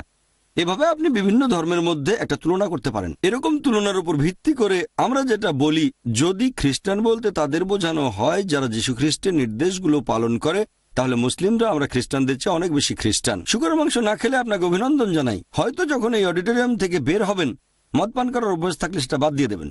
যদি আপনি যীশুখ্রিস্টের উপাসনা করে থাকেন, হয়তো যখন অডিটোরিয়াম থেকে বের হবেন তখন থেকে যীশুখ্রিস্টের উপাসনা করা বন্ধ করে দেবেন। আমি আল্লাহর কাছে দোয়া করছি আপনাকে আমাকে যেন তিনি পথ দেখান। শুনে খুব ভালো লেগেছে যে অডিটোরিয়ামে আসার আগে আপনি শুকর মাংস খাননি। হয়তো আমার লেকচার শোনার পরে মদ পানের অভ্যেস থাকলে সেটাও বাদ দিয়ে দেবেন।